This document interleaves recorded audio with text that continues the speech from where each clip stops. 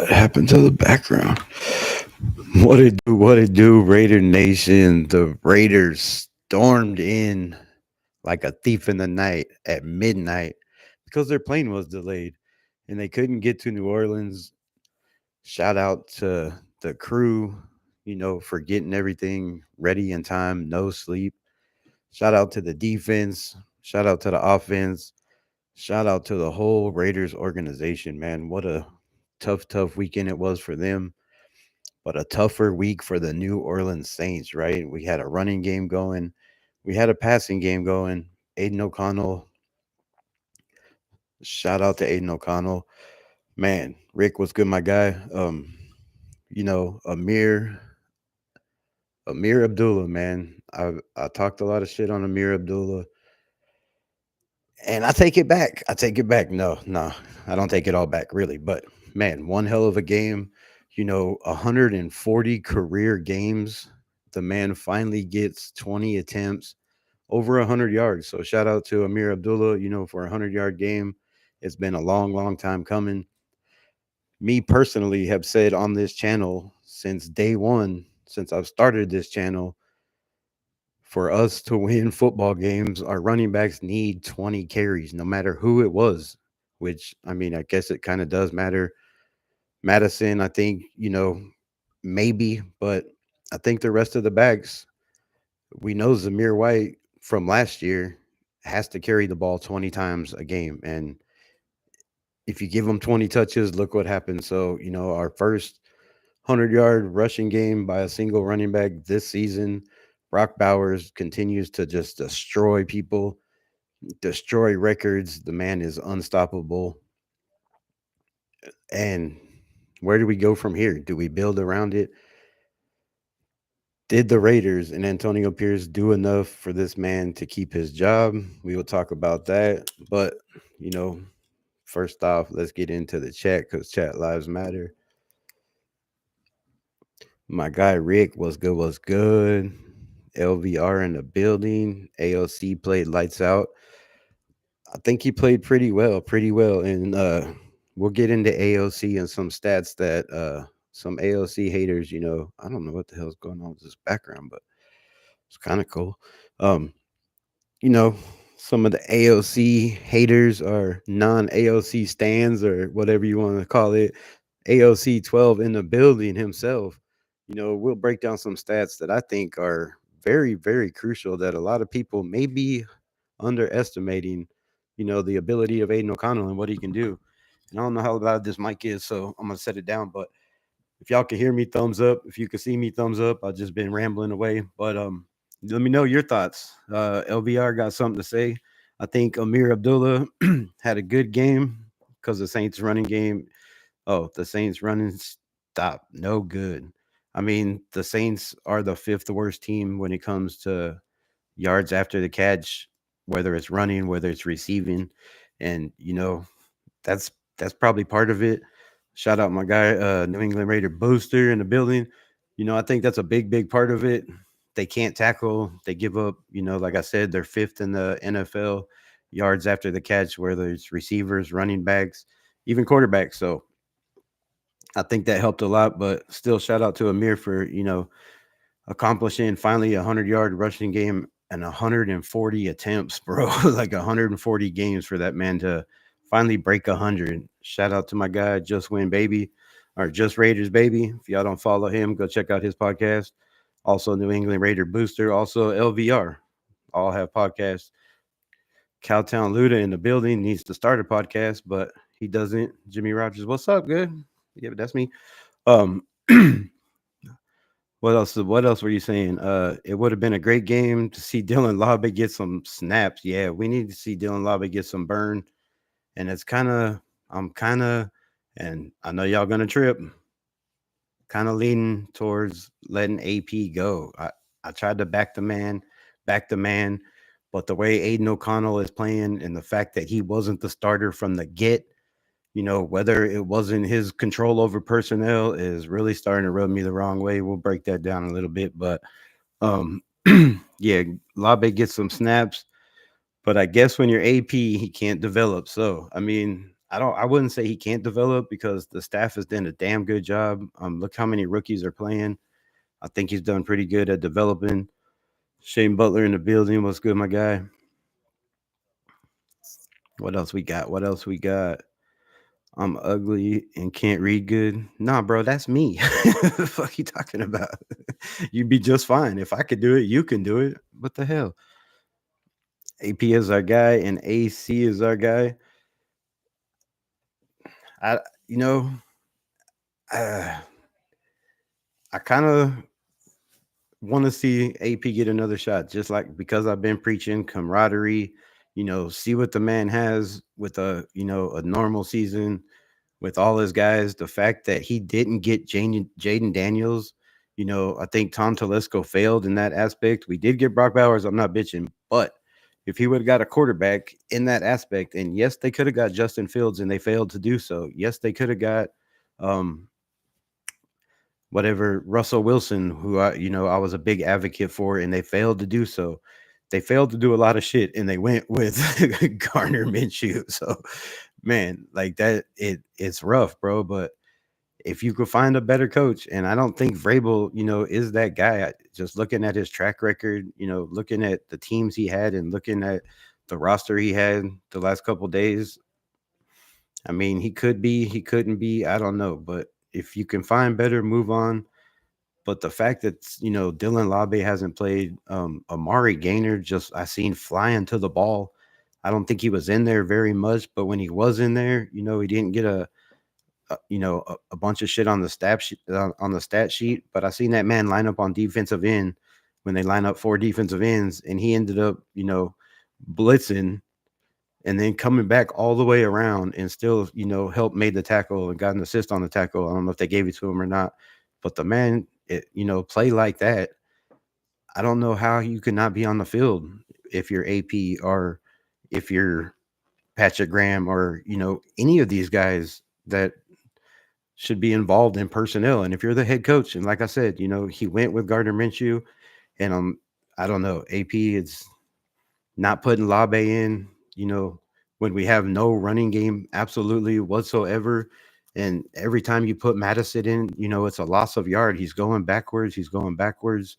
So, I mean, I want to see AP get another shot, but I just don't. I think they already have their mind made up. But however, if you've seen the locker room, and I'm on YouTube, so I can't play no clips or nothing, but if you've seen the locker room, Mark Davis was screaming Raiders. He was fired up. He was smiling.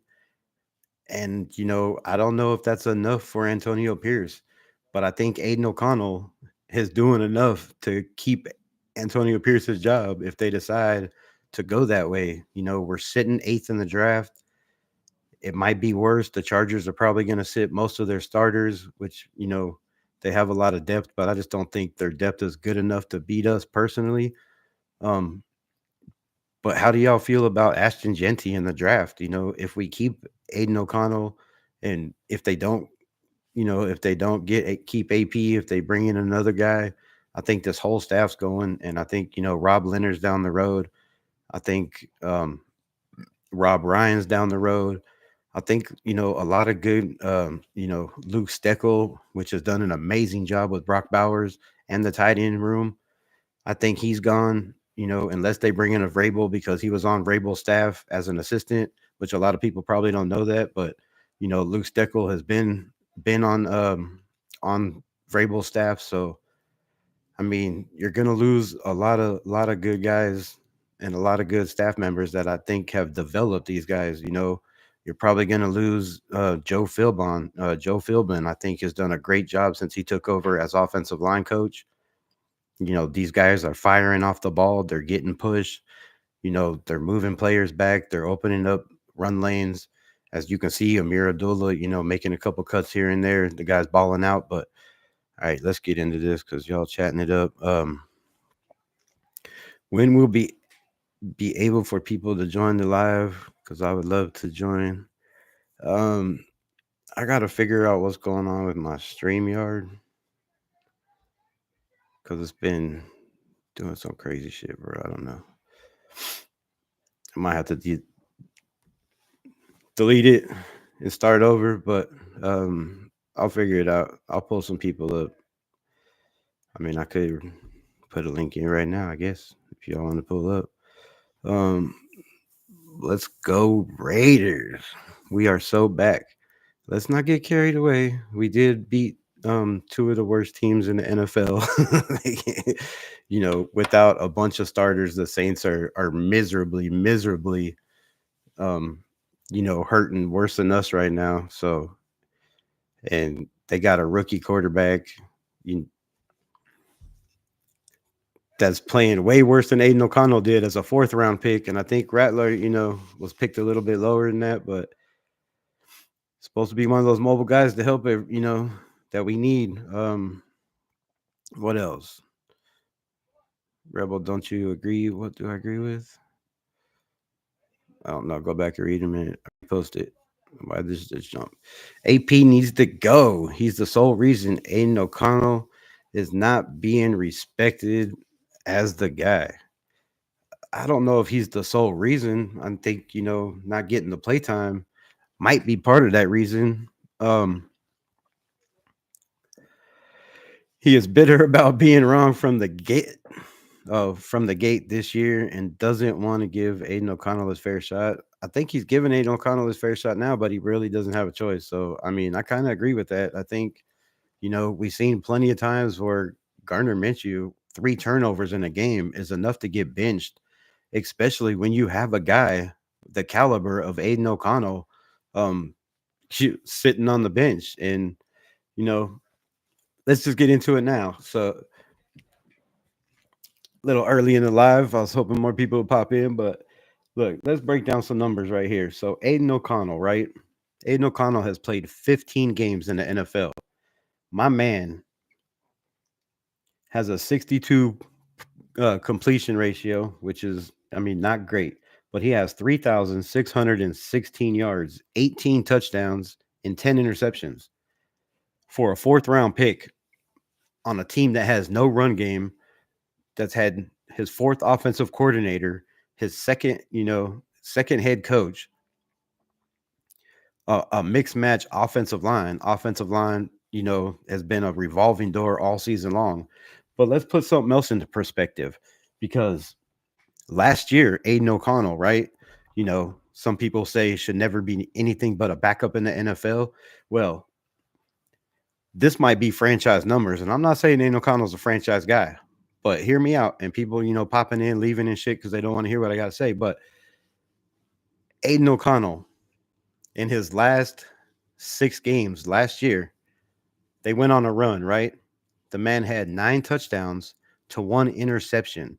Now, if you put that in perspective with the games he's had this year, which is 6 touchdowns, 3 interceptions, right?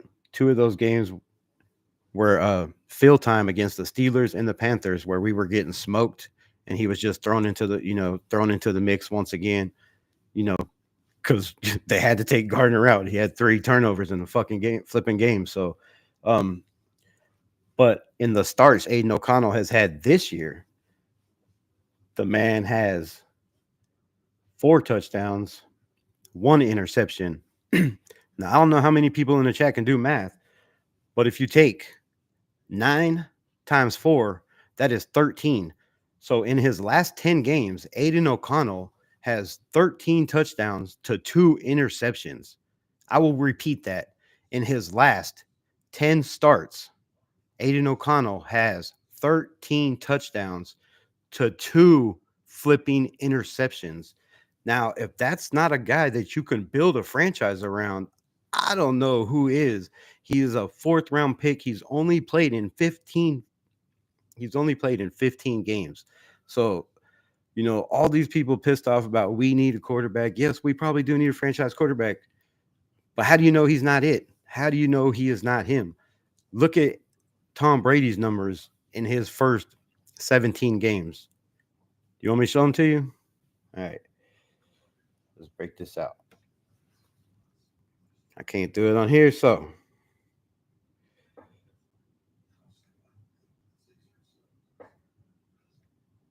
what the fuck? I ain't even got to break it down, dude. It was like 12 touchdowns to 6 interceptions with 2,900 something yards. All right, I'm not gonna. I gotta be correct. Tom Brady, not his rookie year because he didn't play his rookie year.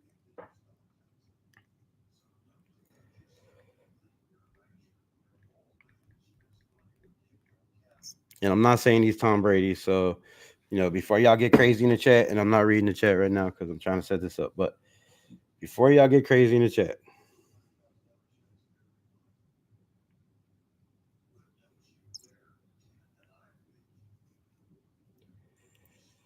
oh, come on, give me all the stats.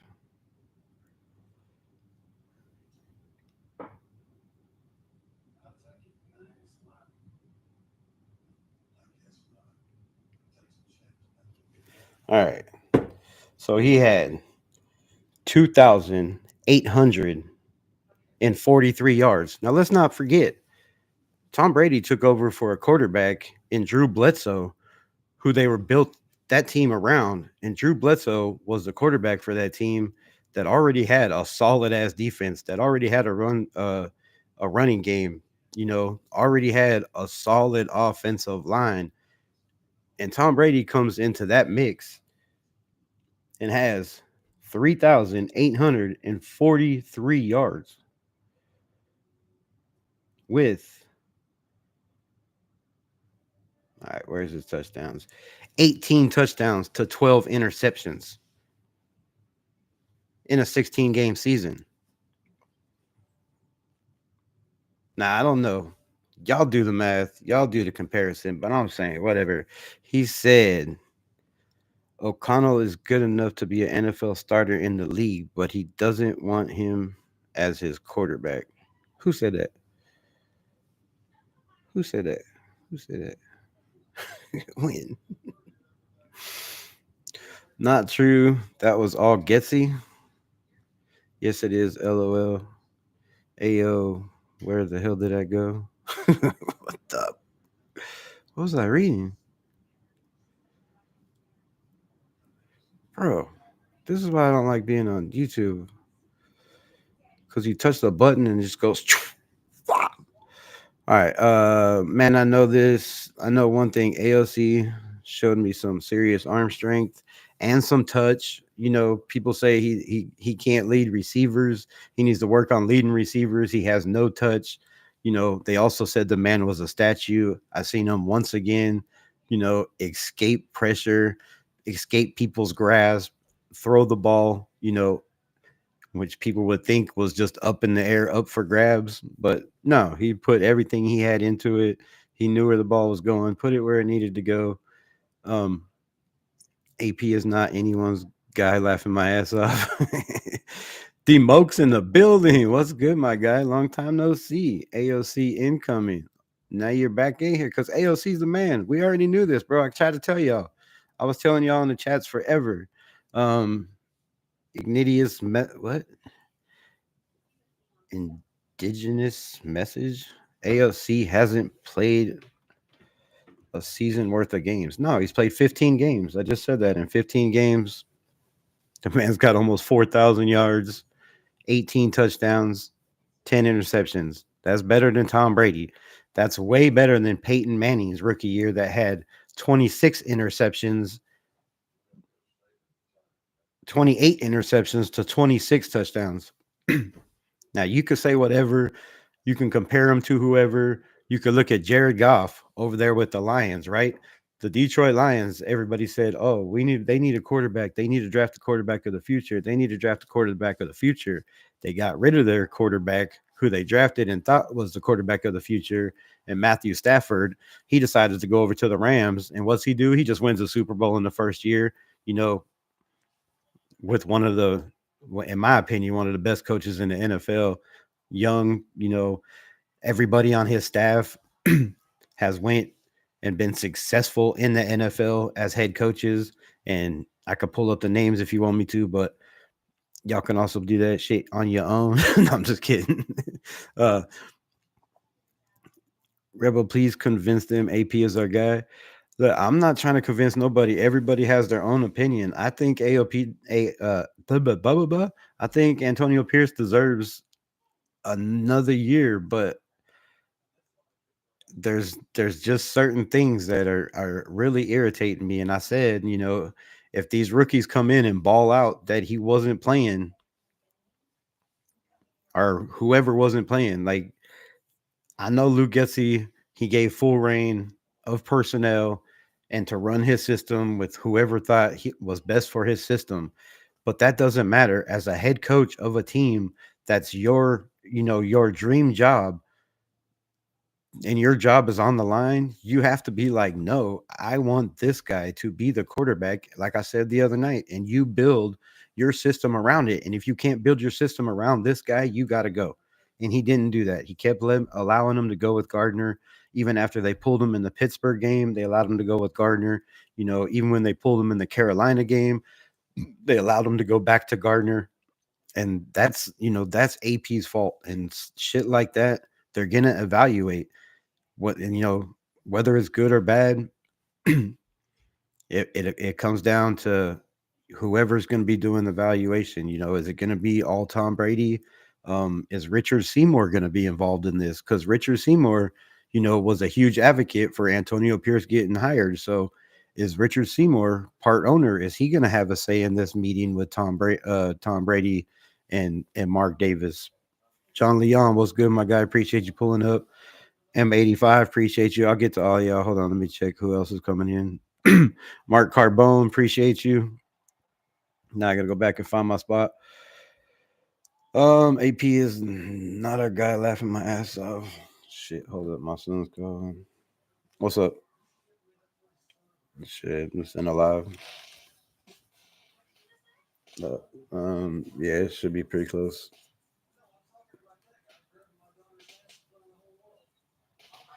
Word, yeah, it should be close.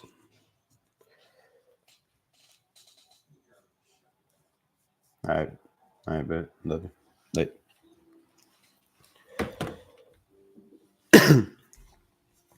all right, what the hell was I talking about? Shit. Luda, stop hating. Get him saying. You got to stop all the salty because he cares about us. Literally, didn't even make roster moves except for starting. Plus, Luke didn't like AOC. Like I said, we don't know if it was Luke Getzey. Like, it sounds to me, and people could take this how they want to, but it sounds to me when AP said, "Ask Tom Telesco," when he was asked about how the fans feel about losing the number one spot, he said, "Ask Tom Telesco." To me, what I got out of that, and this is just my opinion, is Tom Telesco wants a quarterback in this draft, and I think he was part of this. Put in Gardner Minshew because he doesn't fit, and if we play Aiden O'Connell, we're gonna win games. And I think he had a lot to do with it. I really do. I think Tom Telesco had a lot to do with who was the starting quarterback. And that's why Antonio Pierce finally said, hey, ask your boy. Like Mark Davis said, he wants us to win games. Tom Telesco maybe doesn't want him to win games. I'm not saying he does. Just my opinion again.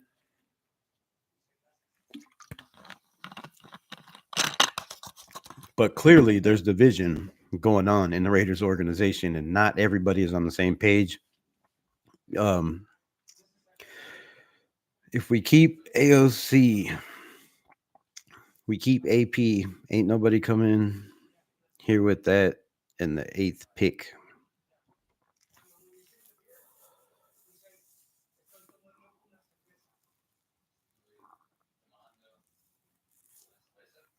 Well, I don't know what you mean. If we keep AP and AC, who's not coming here? You mean free agents?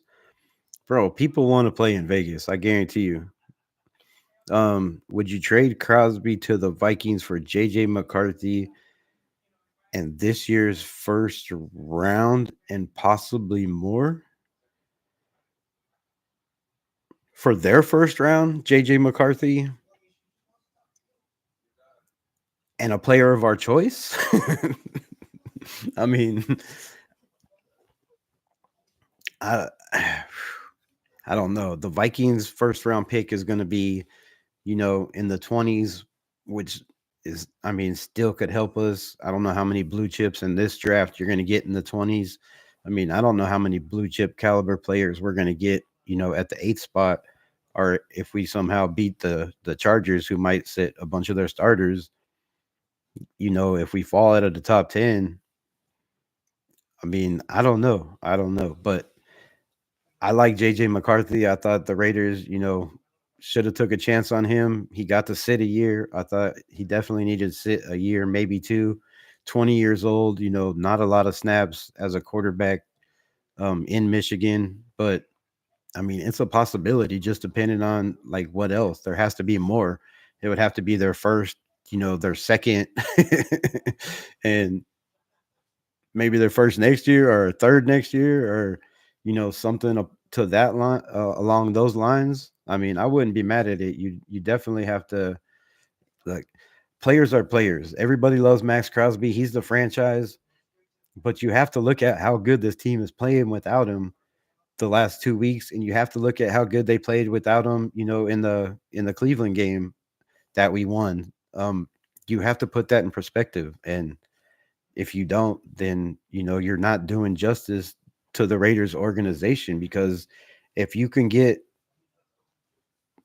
stuff that's gonna prove this team going forward, you have to, because right now, you know people say we don't have depth. I think the offensive line needs depth. I think the defensive depth has really shown in the last couple games and pretty much all year that we have depth on the defense. We have depth, all over the defense on the defensive line.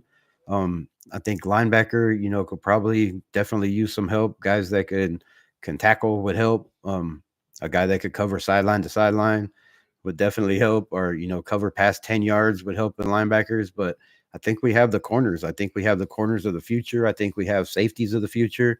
I think this team is a little bit deeper than a lot of people think, and it's young. We're the sixth youngest team in the NFL right now. We were, but I heard him say in the live, whatever, like we were the second or first youngest team in the NFL, which is just absolutely crazy. So, I mean, you have to entertain it, right? You have to evaluate it. And I mean, let's be honest. And, Tom Telesco came in and he got rid of two of the three key pieces to this puzzle, you know, called Raider Nation. Josh Jacobs, gone. Devontae Adams, one of the best receivers in NFL, gone. Max Crosby, still here. So, if you're Tom Telesco and you're trying to rebuild a franchise and leave your mark and keep your job, the best way to do that is to get rid of, somebody else's, whatever you want to call it, failures, high draft picks. Look what John Gruden did when they came in and got rid of Khalil Mack. First thing John Gruden did was trade Khalil Mack. I think that pick went to Josh Jacobs. I'm not positive, but laughing my ass off. AP hasn't won a shit. No, but he's the head coach that's, kept these guys motivated, kept them in the building, kept their heads in the game. Um, I'm just saying, of Derek Carr prophecies, I'd prefer we bring in competition in the quarterback room, fifth round or below. I prefer 100%. Look, I'm all in on bringing a quarterback, and I would even go higher than that. Riley Leonard, Notre Dame. People think I'm crazy, but Riley Leonard reminds me of Josh Allen. He reminds me 100% of Josh Allen. He might not have as strong as an arm because he's only 118 pounds, but he's 6'4", and the man runs a 4.5 40. You're not going to find 6'4" quarterbacks in the NFL that run a 4.5 40, that has, pretty good pre-snap awareness. He has a pretty good internal clock. If you watch his games at Notre Dame, he has pretty good mobility. He killed it at Duke. He took a struggling Duke team that, didn't have a lot of talent around him, and they had damn good years while he was there. So I really like Riley Leonard, and people are going to and see. I don't know if they play tomorrow or Wednesday, but watch this kid, Riley Leonard. Like, I've been talking about him, for the last month and a half, 2 months. He got his team. He didn't personally, but he helped get his team into the playoffs. they're going to go against Georgia, which I think they're going to win this game, and they're going to continue on. And if they do, you really have to, look at a player like Riley Leonard, especially with his speed. If you want a dual threat quarterback like a Josh Allen, like a Joe Burrow, Riley Leonard is your guy, bro. Riley Leonard is that guy, in my opinion. Max going nowhere. It's a business, Shane, and you got to do what's best for the team. If that's best for the team, then you have to do it. And the man has no more guaranteed money on his contract. How much more money is he going to want? How people say Garrett Wilson in the Browns isn't the best defensive end in the league. The man has 16 sacks plus 3 years in a row. Max Crosby hadn't even had 16 sacks in his career. I don't believe, maybe once. Um, so there's guys older than Max Crosby that do it consistently, and you could say he gets double team, triple team, but so do these guys. And I think he had his best, one of his best years last year when he had help on the other side in Malcolm Kuntz. And I think he's, a great player, can continue to be a great player, but um, bring in competition, keep O'Connell on his toes. Hey, O'Connell wants the competition. He's talked about it over and over again. He's like, bro, bring in whoever you can. Like he's dealt with it his whole life. And he wasn't beat out by Gardner Minshew. And anybody that could look at the preseason games and look at the tapes that they were showing in practice can can say that Gardner Minshew beat out Aiden O'Connell is smoking better weed than I got. I guarantee you. Max is JJ Watt at the end of his career. Get rid of him while we can. What? He will not win us a Super Bowl. I mean, hey, look, Max plays reckless, and there has been, Divine Diablo. We don't know if he was talking about Max, but he has made comments saying, people play out of position, people play freelance, people aren't, playing within the scheme of the game and shit. So hey, there has been times where he's had wide open sacks and guys just one step to the side and get away from him. So that guy, he could have way better stats if he just tone his motor down just a little bit. I think sometimes that it just hurts him, in my opinion. The team regress. Can't wait for AP to grow into the job. Wait, the team regress. Can't wait for AP to grow into the job. This isn't high school. 4 wins and 10 straight losses is a joke. We need a proven coach. You could say that. You could say that 100,000%. You could also say that, he's developed pretty 2 solid, 3 solid linemen. If you want to look at Jordan Meredith, JPJ, DJ Glaze. I mean, the staff has helped. I know he's not involved in developing these guys, but they play for AP.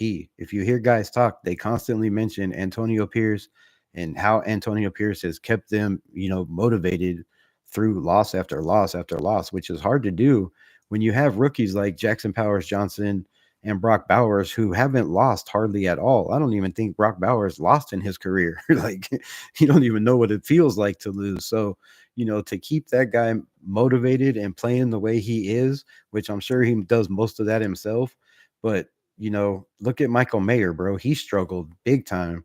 And we don't know what the problem was with him, but for to keep these guys the way they have, this coaching staff deserves credit.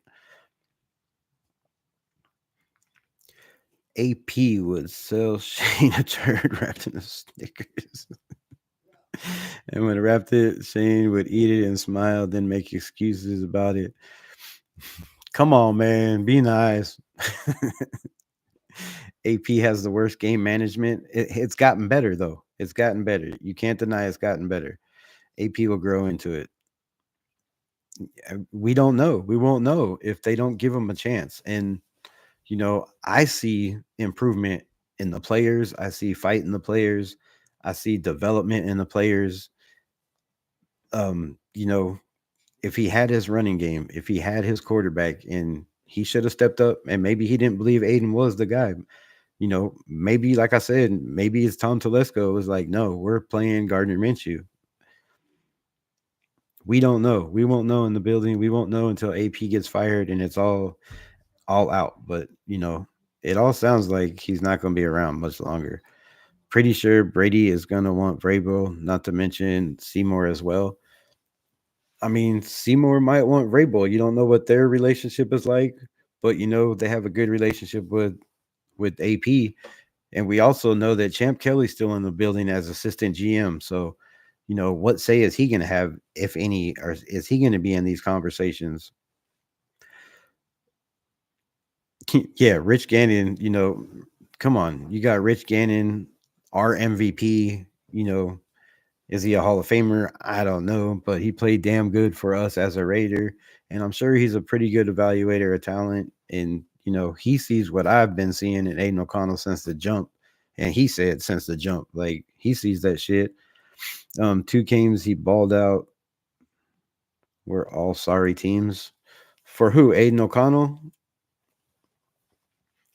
No, he didn't. He played his best football game of his career. Well, besides the 63, 4 touchdowns and 63 they put up on the Chargers. But he played his best game against Steve Spagnuolo and the best defense in the NFL in the Kansas City Chiefs. He put up 340 yards and 2 touchdowns in that game, and we should have won that game. What are you talking about? He had his best game against 2 shitty teams. No, he didn't even ball out. He had worse games against those guys. But we won because we played competitive football. We executed. We didn't get stupid penalties. Look, we held the Saints to 1 first down. They were 1 in 10 on third downs, bro. 1 of 10 on third downs. The Raiders haven't got played like that ever that I can that I can remember in I don't know how many years, like maybe ever. A game where you come on against a team where they had one one conversion on third downs. 1 of 10, bro. That's a solid ass defense. So it was an all around game. The offensive line wasn't getting stupid penalties. They weren't getting dumb holding calls or late hit or, you know, stupid hands to the face calls like we've been getting. They're not making dumb mistakes on third down and pushing us back 10 yards for dumb holding calls. I think everybody played a very, very good, solid game. And you have to give credit to the staff, you know, for these guys sitting on a plane, not even showing up till midnight. They didn't get into New Orleans till midnight, no sleep. I mean, that's an attribute and a credit to the staff. You agree, don't agree, but to me, that's credited to the staff. Like that's hard to get these guys playing. TT who drafted Bowers, JPJ, and Glaze. How do you know Tom Telesco drafted them? Do you have it in writing, bro, that Tom Telesco drafted those guys?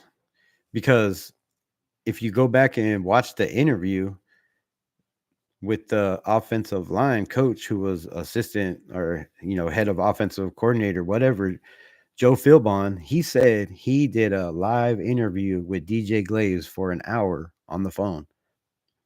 Nobody else talked to that kid. That was Joe Philbon. So Joe Philbon is the one that said, let's draft DJ Glaze. And they went and did tape, watched, however, evaluated, did their shit, and they drafted DJ Glaze. Now, Brock Bowers fell into their lap. I don't care what anybody says, dude. There was 12 teams. What did we draft? 13th? There was 12 teams in front of us, or 10th. I don't even know where the hell we drafted, whatever. But yeah, 12 teams in front of us that skipped on the best player in the draft. Those were mistakes. Like he wasn't even high up on their draft board because everybody thought he would be gone. Nobody thought he was going to be there. So, you know, and again, that could have been Luke Steckel in the building. He was in there too. Like Luke Steckel, a lot of people are not looking at this staff and doing their homework on this staff. Luke Steckel has been in the NFL for 10, 12 years. He's been a 4 years was an assistant head coach for the Cleveland Browns. He was also the assistant head coach for the Tennessee Titans when Mike Vrabel was the coach there. Then for 2 years he was offensive uh wide receiver and wide receiver coach and something else. I don't know all the shit, but this man knows offense, bro. He's been around offense for a long time. Um, he was the one that helped Brown when he was a rookie on the Titans. Helped him have his stellar rookie season. Like, we have coaches in the building, and this is AP's guys that he brought in. So you have to look at all the shit. Um, Please, they don't listen to the facts that you get. My brother Matthew Stack helped me on from my opinions. Fuck, I don't know where the hell this shit keeps moving. Stop. Oh fuck. Ja- Cowtown Luda, Dylan Gabriel. Dylan Gabriel, come on, man. Jackson Dart. All right, we'll get to all that. No way, trade Max. He's retiring here. I mean, everybody wants him to retire here. Everybody wants Max Crosby in the building, right? Like, no way, fire him. I don't even know where the hell I was on this, bro. Holy shit. I apologize, guys. All right, Seymour, Brady, blah, blah, blah. All tankathon people need to stop. Winning is more important. Yeah, that third straight. Yeah, that tanking shit's over. They're gonna have their panties in a bunch. People believe what they want to believe, and you can't hate on people for wanting to tank because they care about the future of this team, and I care about the future of this team. I also care about the president of this team. But I think there's other ways you can go. I don't know, but I'm not hating on people for tanking because they think that getting Shador Sanders is going to fix all our problems, and you know but they're not putting all the cards together, bro. All the cards together. If we were really going to fire Antonio Pierce and they knew they were firing Antonio Pierce, wouldn't wouldn't Mark Davis demanded him to keep losing games? Wouldn't they been like, all right, don't win any games because we want Shador Sanders, and the only way we're getting Shador Sanders is to have the number one pick. So we already have the number one pick. Don't win any more games, bro. You're not looking at the whole package. Like, if they already knew Antonio Pierce was really gone and they knew Vrabel was coming in, you know, why win games? It was pointless to win a game. You already had the number one pick. You already had your quarterback that everybody thinks is your quarterback. Maybe that's not their quarterback. Maybe that's not their plan. Maybe Tom Brady sees Aiden O'Connell and says, bro, let's give this kid a full season. Why didn't he have a full season in the first place? He should have had a full season to begin with, but they didn't give it to him. Um, no, AP is our guy. Raider Mac in the building. Salute. Appreciate you. These last 2 weeks were played subpar teams. I get it. We played subpar teams, but it's the NFL on any given Sunday. We also played a subpar team with Gardner Minshew and the Carolina Panthers, and we got drugged through the mud and dog walked in that game and ass clapped. So, it subpar team and subpar team. These are the 1% of the 1%. And just because, they're not following their coaches or buying into their system, don't mean that every guy at every position on every fucking team in the NFL is a stud, bro. Like, they might have the wrong guy calling plays or putting them in the wrong position, but these guys all have heart in a battle. So it doesn't matter what team or what their record is. The Giants proved that 100% this week. Like, go back and watch the Giants game. I mean, they won 2 games all year. So you can't say, we played shit teams. We also played shit teams last year. I think we were 5-4 with Antonio Pierce, and I think most of the teams that we played out of those 9 teams, I think 7 of them, had backup quarterbacks. So everybody was on the AP train last year.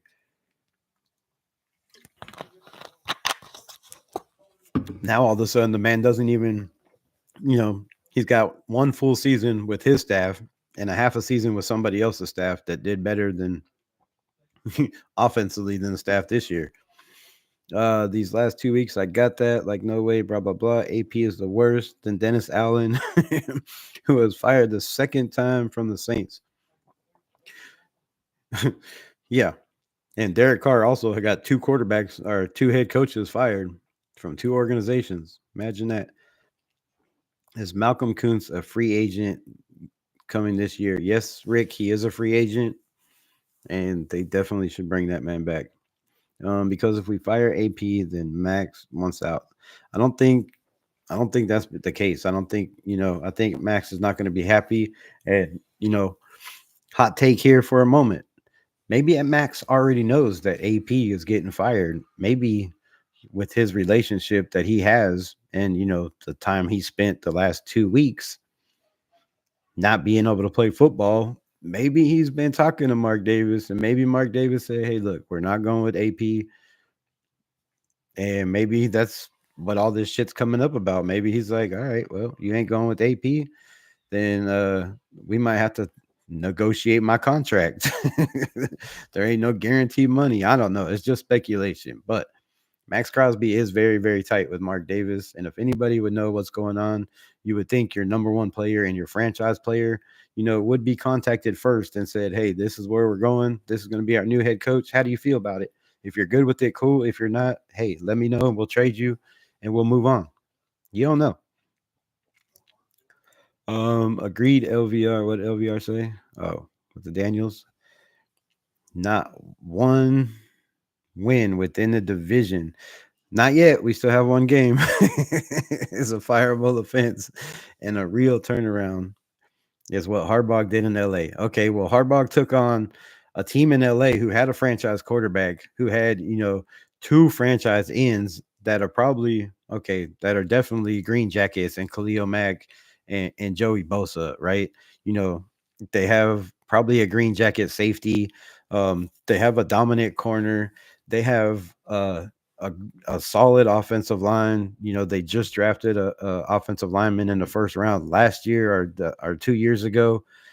So Harbaugh came in and took over a team that our GM Tom Telesco built and put together. Now he did get rid of a couple key pieces, like some what he thought was old, washed up wide receivers, and brought in some young cheaper pieces because they do have a whole mess going on with that salary cap that Tom Telesco left him over there. So I'm not saying Harbaugh isn't a great coach, but he took over a damn good situation and he brought in an offensive coordinator that he's been within the NFL and Greg Roman that he knows very, very well.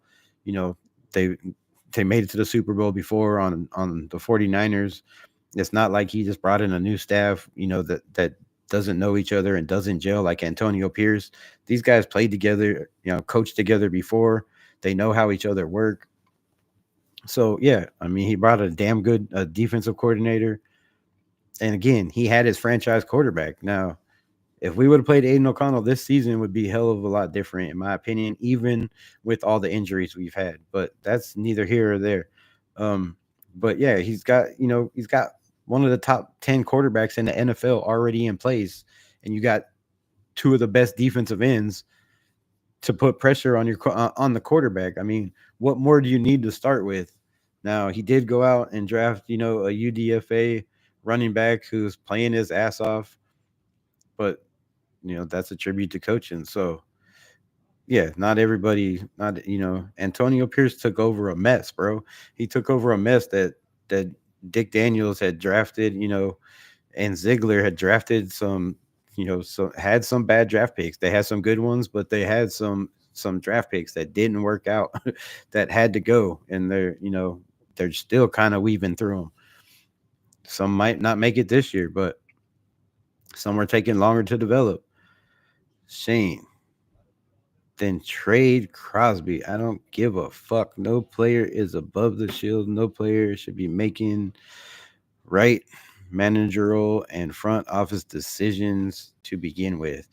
Now, LVR, you don't think Tom Brady had say in everybody they brought into the Patriots uh fucking franchise, bro? You're high. You're high as fuck.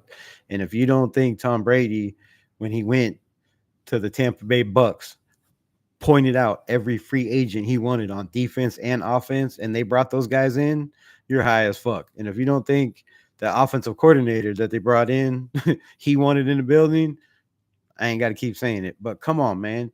Players all the time pick who they want in the building. They pick their staffs, they pick their players, they pick their coaches. Like, that shit happens. If you're a franchise guy, you're picking a lot of guys. If you don't get along with a guy on the team and you're Tom Brady, you're saying, get rid of this dude. They're getting rid of him. So, man, that shit happens all the time. But no, they shouldn't be. And that's the weakness of our owner, to be influenced by people instead of making his own decisions and knowing the game of football and being able to evaluate players and coaches on his own. Now you got Tom Brady, but is Tom Brady going to give him the best advice? I don't know. I don't know. I don't know what Tom Brady's intentions are. I don't know why he wants to be part of this franchise. And I'm still skeptical of that. Is he going to help it? Yes, 100%. If, I don't know what the intentions are. Like I said, that's a big thing. What else we got? But no one is above the shield 1000%. That shit is 100% right. No moral victories, Rebel. It's time to get our expectations up. Bro, my expectations were high. I thought this team was going 13-4 this year if they were healthy and if they started Aiden O'Connell. That was with Aiden O'Connell as the starter and a healthy Raiders team. I thought we could go 13-4. Now, I don't know how much higher my expectations could get, but they went a different way. They went with Gardner. Like we had no run game. Yeah, we know. But yeah, how many years are we going to keep saying next year? Bro, I've been saying it my whole fucking life. Like, dude, I've been saying it my whole life. 49 years I've been a Raider fan. Like, I wear this shit with pride. Win, lose, or tie, it's Raiders till I die. I want to win more than anybody on this planet. I guarantee you, bro. I've been a fan my whole life. I've been through the good, the bad, the ugly. I've seen the mediocrity. I've seen the bullshit, and I've seen good quarterbacks come and go. And I'm telling you, Aiden O'Connell might not be the guy for the next 10 years, but he can definitely be a guy for a year or two. And if he continues to get better, then he might be, 3 or 4. But I'm just saying, he is, already 26 years old, and I don't want to be mediocre either. But, but like I said, what was the whole point in winning a game? Why would we win a game if we're not keeping Antonio Pierce? It makes absolutely no sense. The way you get coaches to want to come in and coach is you have a draft pick first overall in the NFL draft.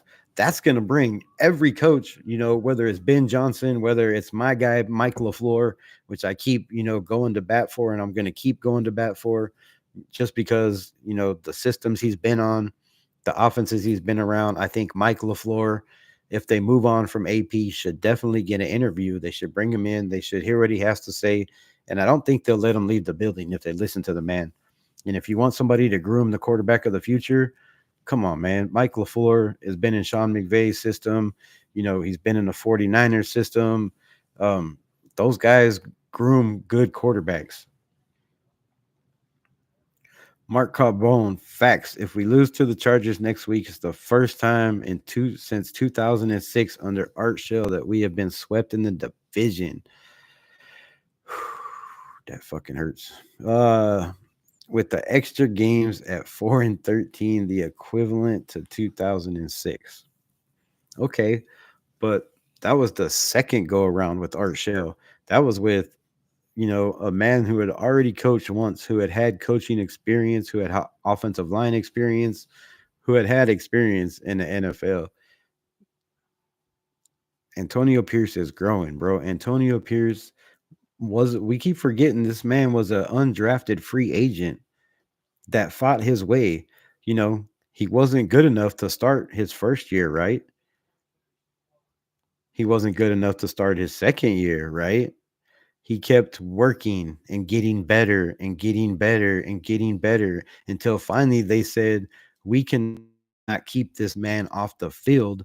We have to put him in the ball game. And they put him in the game, and the rest is history. He became the starting linebacker, controlling the defense for the Giants. He was the one that went to the coach and pointed out that Tom Brady was doing some shit over and over and over again.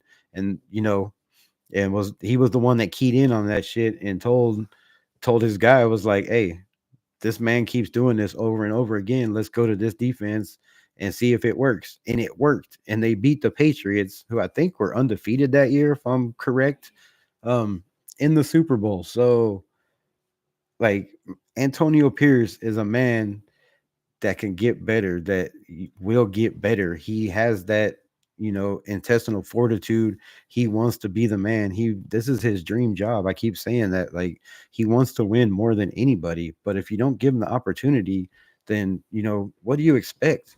He had the quarterback he wanted. He had the offensive coordinator he wanted. Mark Davis failed to pull the trigger. However that went, look how Washington's going. You have to look at Washington and say, damn, if we had that offensive coordinator and that quarterback like Antonio Pierce wanted, if we would have did everything we could to get this guy and bring him in the building, I made videos at the beginning of the year saying trade Devontae Adams, trade Colton Miller, and let's take those draft picks and move up, or trade those guys to Washington. You don't think Washington would have took Devontae Adams, Colton Miller to help build their franchise, and 2 first-round picks to give us Jaden Daniels? I think they would have had to definitely look at it. Or if not, even Michael Penix. I mean, Michael Penix came in and played his ass off for Atlanta. There, I mean, there's ways we can go. Definitely ways we could have went. Jackson Dart is Tom Telesco's style quarterback. Bet Tom has his eye on him. I hope he does, because did I just cut off somebody else's shit? Oh no, I'm good. All right. I hope he does. I hope Tom Telesco has his eye on him, because he'd be absolutely stupid not to. For one, I keep saying this too, Jackson Dart is my other guy. Jackson Dart was the guy I was big on, until the last game where he threw 3 interceptions and, it cost him a playoff berth. And you can't make mistakes like that when you're going into the NFL draft. It's going to hurt your stock. And for me, it hurt his stock a lot. But he's mobile. But he also runs a 4.89 40, bro. That's slower than the offensive lineman we have. JPJ runs a faster 40 than Jackson Dart. If you don't believe me, look it up. Cowtown Luda. No, but for real, the man doesn't run a very fast 40 time, but he is pretty mobile. He's crafty. He's not fast. He's crafty. He can pick up first downs, definitely with his legs. He has a pretty good arm. Usually he makes pretty good decisions, but like I said, in the last game, they could have got in this playoffs. All they had to do was win, win, win, no matter what. And all he did was throw 3 interceptions like he didn't give a fuck. Trying too hard. You can't have guys try too hard. So I like Jackson Dart. I think it's a project. Probably a year, maybe 2 would be better for him to sit. But I think Riley Leonard is 10 times better than that. And I think he's proven it. And like I said, watch tomorrow or Wednesday, Notre Dame game. And then y'all come back and talk to me, because I want to hear your feedback, because that's why I do this shit. What else we got? Cowtown Luda says this. I don't know what that means. At Shane, if that's how you think, just stop talking football then, because records matters. Your production as a player or record as a coach matters. Come on, man. The kid's 17 years old, bro. Give this man a break. Y'all calm down on Shane. Cowtown, Luda, Dylan Gabriel. No, bro. I feel like the season was lost a while ago, and therefore I don't care about records this year. Yeah, the record doesn't really matter, but you still have to win games. Like I said, for these guys, that are used to winning, and you can't get guys to buy into, to your coach's system, and they ain't picking up what your coach is putting down. If you're losing games 10 in a row, longest losing streak in a season for the Las Vegas Raiders. I mean, for the Raiders history, not good, bro. Not good at all. What else we got? Shane says,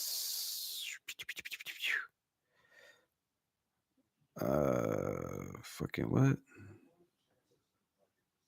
No, not that one.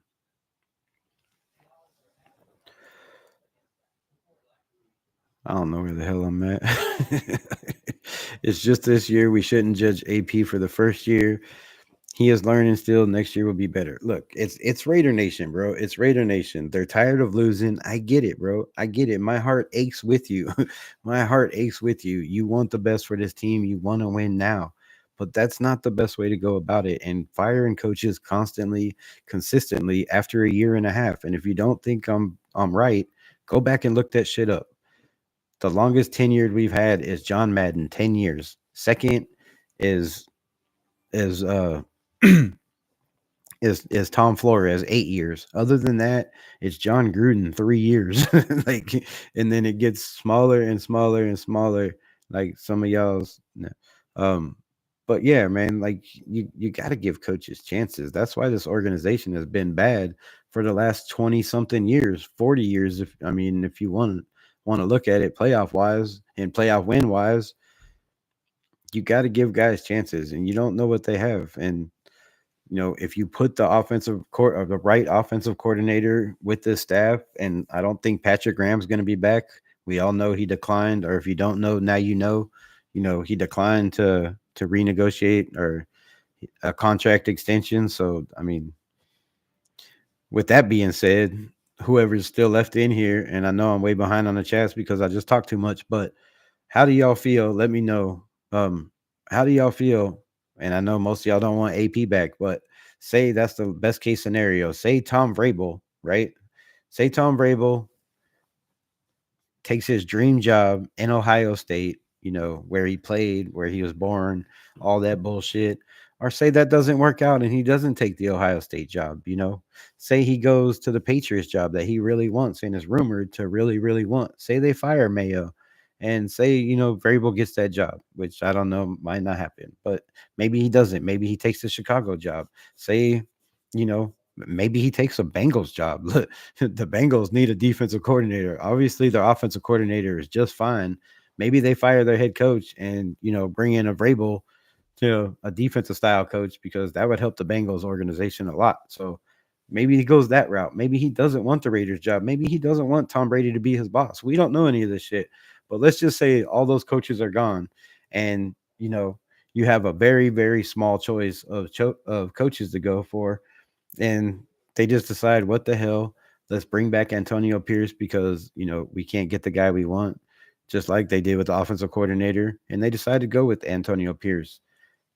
Patrick Graham leaves, right? Do you promote Robbie Leonard to defensive coordinator, who has no experience being a defensive coordinator? He's a great defensive D line coach, but he's been in the league a long time. He's been around defense a long time. He helps Patrick Graham with all that shit.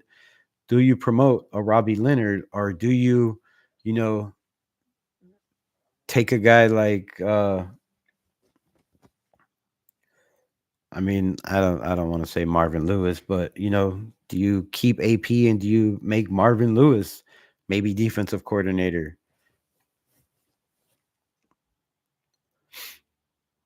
Abdullah Carter from Penn State. Now that's what I'm talking about. There's somebody that does his homework.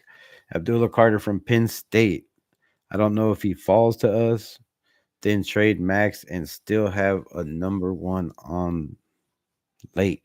I mean, that's hey, I wouldn't be mad at that. I wouldn't be mad at that at all. I think if you're going best player available and Abdullah Carter's there, like you cannot pass on that kid. It's kind of like a Brock Bowers pick. Like even if he's not on your board, because you think he's not going to be there, there's no way he'll be there at that spot. I mean, yeah, he should be high on everybody's board. The man is a freak in nature. And, even if you don't get an Abdullah Carter, you still have to look at the way Charles Snowden has played. You still have to look at the way that, Jonah Lalu has played. You still have to look at the way that Caleb Von Chasen, for what we're playing him. Now he's, a free agent. He's probably going to want a bag. You got to look at the way Tyree Wilson has come on at the end of the year and, starting to show how strong and dominating that kid can be. You have to look at those guys and think, maybe you can move on from a Max Crosby. Wins are what matters, no excuses. Yeah, wins are definitely what matters. And that's why Antonio Pierce is trying to win. And I think we've been trying to win all year. And I've said this 100 times, 1,000 times, probably more than 1,000 times in my lives. If you look at our games, we've lost our games because of quarterback play. Mostly 99% of it, Gardner Minshew. And I hate to put it on one person because it's a team sport. But when that one person throws touchdowns for interceptions, fumbles for interceptions, when he has 10 touchdowns to 16 turnovers or whatever the hell, 16 interceptions, that's not even counting the fumbles he has.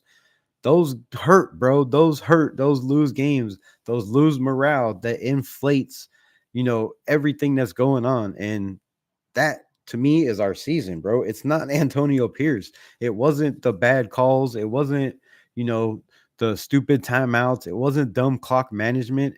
It was 1000% Gardner fucking Minshew's interceptions, turnovers that killed this team this year. We were in every single game. Every game. There's not one game we weren't in except for the Carolina game from the jump.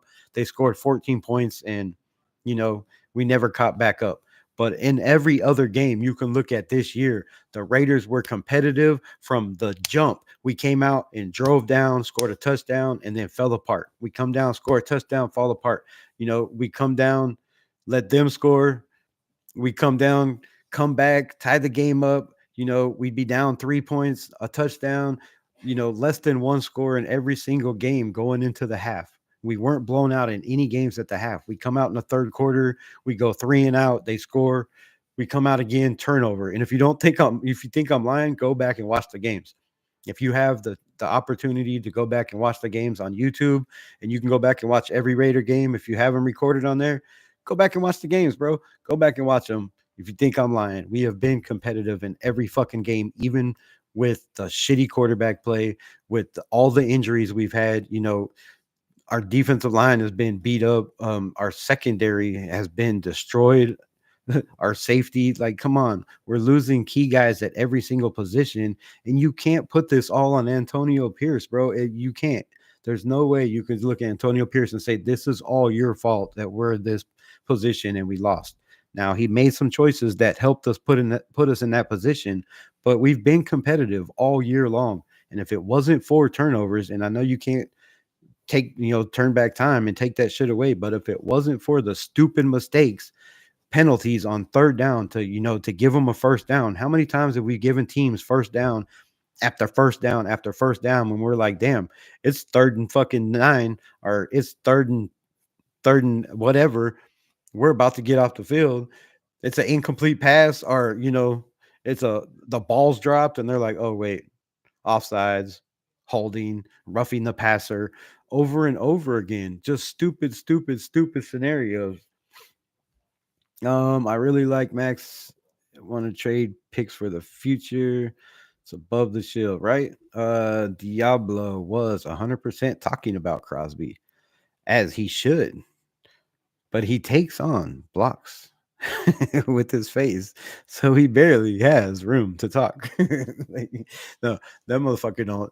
I've said this before, and I'll say it again, and I'll say it to his face if I had a chance.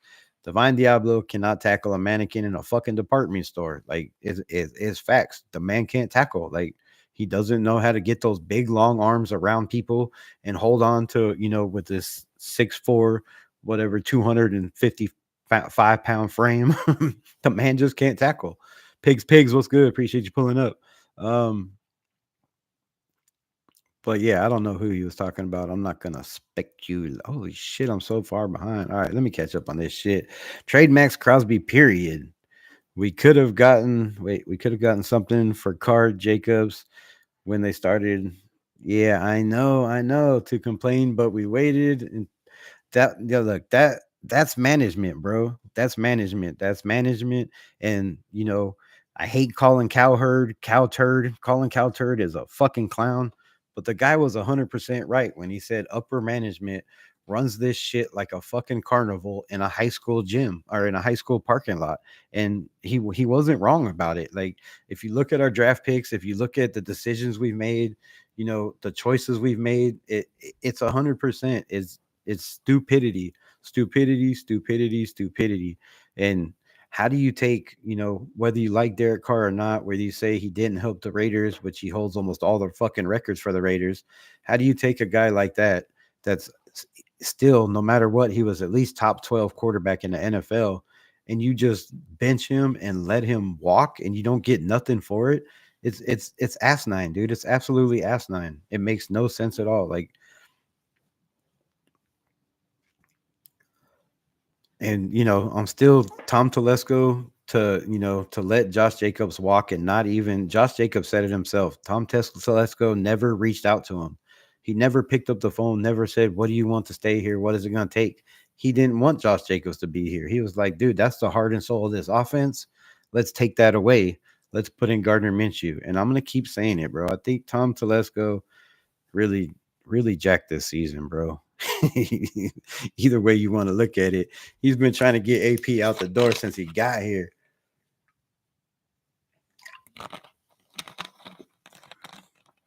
If we want another first rounder, if we know on another first rounder like the Texans had a while back, trade Max Crosby, our QB, our running back, our other running back, and another position.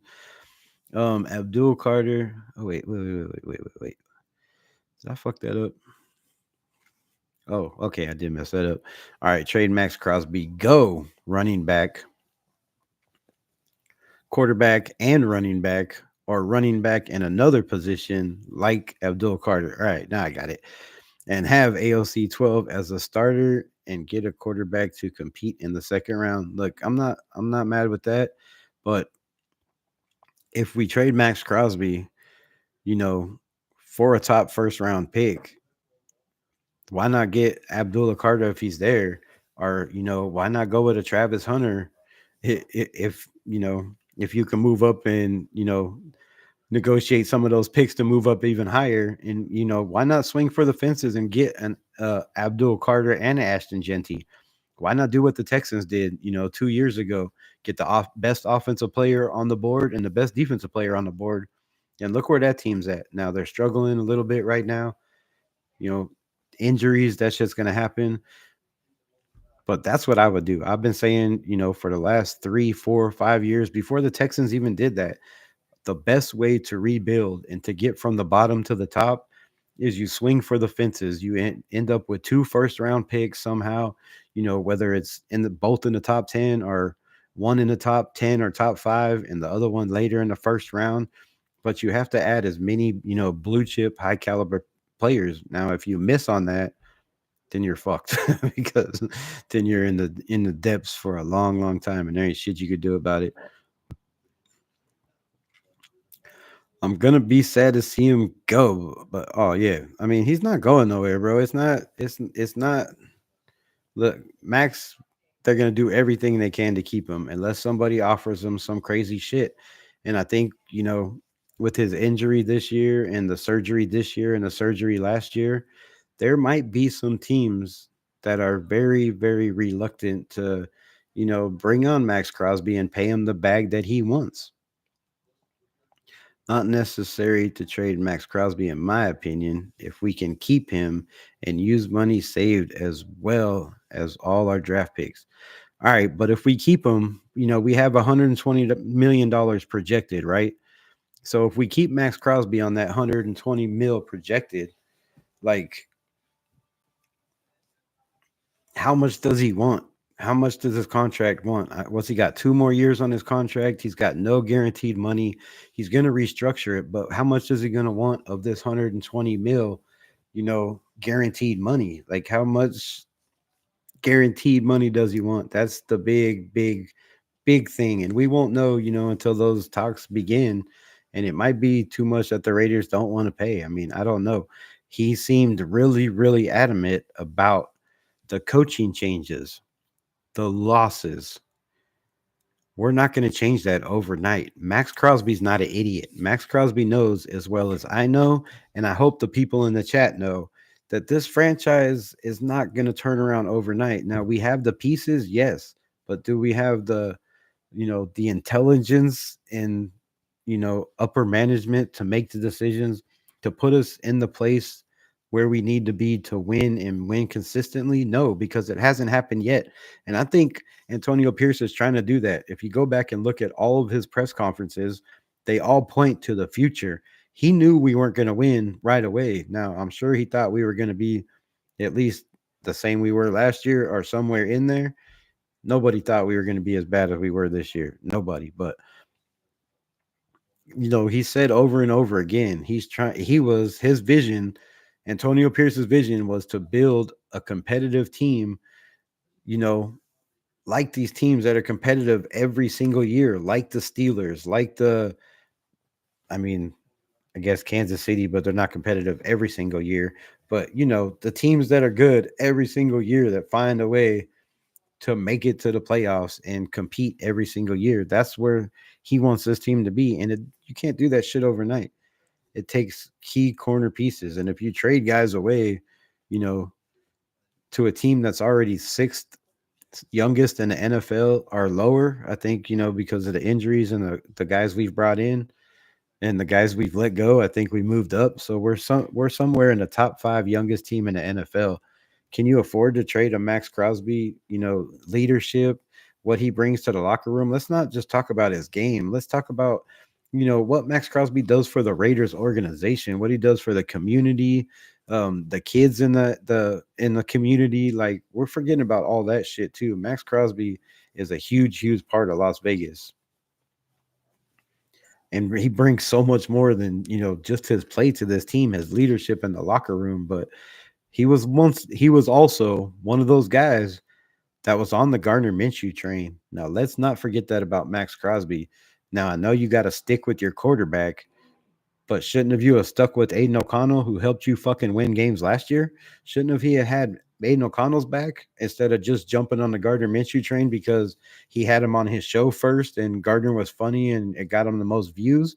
And he was like, Gardner's our guy. I'm going with Gardner. Gardner's got that heart shit. Yeah, well, look, we're listening to Max Crosby and going with Gardner Minshew got us. Crazy. Abdul Carter, best edge in the draft. How the Texans went CJ Stroud and Will Anderson. I know that's what I'm saying, but there's no best quarterback in this draft. So, I mean, you could go at Ashton Genty, go best quarterback, best defensive end. I'd be 1,100% with that. And I think where we're sitting at 8, if Ashton Genty's there, what do y'all think? I know it's crazy taking a running back in the first round, but if you're going best player available, best value available on everybody's board, he's number 2 in value. And I don't think he's going to make it to us at 8. But if he's there at 8, do you pick that man? Trade Cosby, draft Carter from Penn State, and still have multiple picks for Crosby.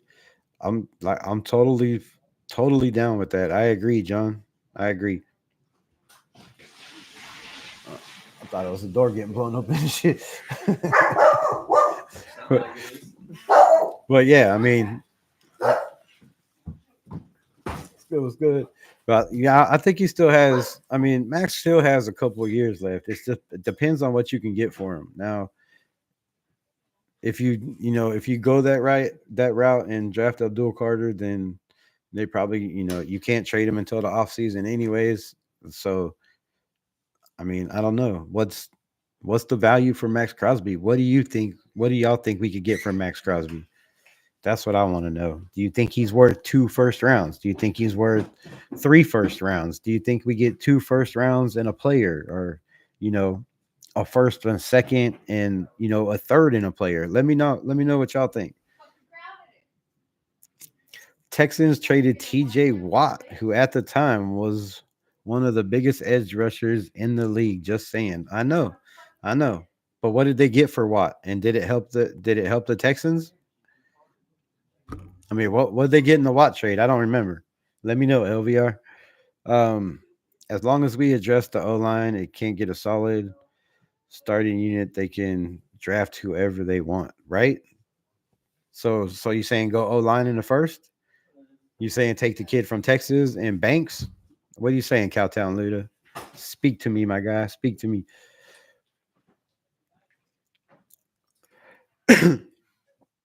But I'd do everything possible to keep 98. I mean, 100%, bro. Like 100%. But I just think Tom Telesco might have, other objectives. We heard him say Devontae Adams is the franchise. We heard him say Josh Jacobs is the heartbeat and the heart and soul of the offense and the heartbeat of the team. We heard him say all that shit, and then those guys are gone. So I don't know. Lawrence, my guy, what's good? Salute to the nation. He says, I'm okay with trading Max if it means the team gets better. Sad because, oh, fuck, I'm way behind. I think I already read all that shit. Address the O-line free agency or we draft a guy like Wyatt Milliam. I mean, hey, if that's the best guard in the draft, I think I mean I'd go that route. But I think there's some there's some really good tackles in this draft that might end up being guards in the NFL. And I really like the kid out of Texas. What the hell's his name? Campbell Carter? Fuck Campbell. I think Campbell. That dude just plays aggressive. He plays like JPJ. He's got a solid ass motor, and that would be a hell of a pickup. Now I don't know where he's on the draft board. I think late in the first round, top second. But if that man's there in the second, you use your second round pick for that. I definitely go guard with that pick. Um, but I like White Millium or whatever the hell you say that shit. Put him at left guard. What? Nah, no, no, no, no. Well, maybe I don't know.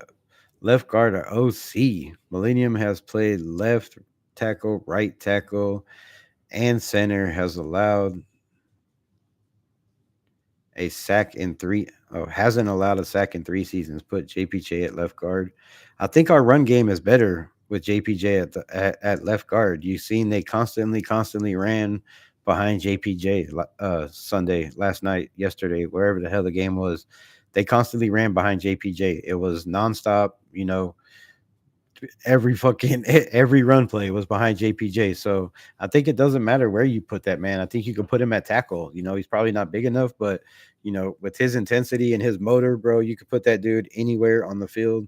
Um, and I think that'd be great. I think I've said it before. I think Parham is, you know, 285 pounds is just too light for a guard for me. There's a couple guards coming out in this draft that are 320, 6'4", 165, 320. I mean, that's what I would go. That's what I would go. Not a guard. Why not a guard? Those two biggest positions we need, Luda. What are you talking about? Oh, not don't put him at guard. My bad. My bad. I can't read, bro. JPJ is a true center. He's definitely a true center, but he played his ass off at guard. And like I just said they run behind him a lot, but I think his future is definitely at center. But as long as we're paying Andre James, if they don't move on from Andre James, I can see him keeping him at guard just because, like I said, we can actually run behind him. It doesn't help our quarterback. It hurts our quarterback having Andre James out there, in my opinion. But damn, the O line is loaded in this year's draft. We can get starters later. I don't think it's that loaded. I don't think. I don't know. I don't think it's that deep.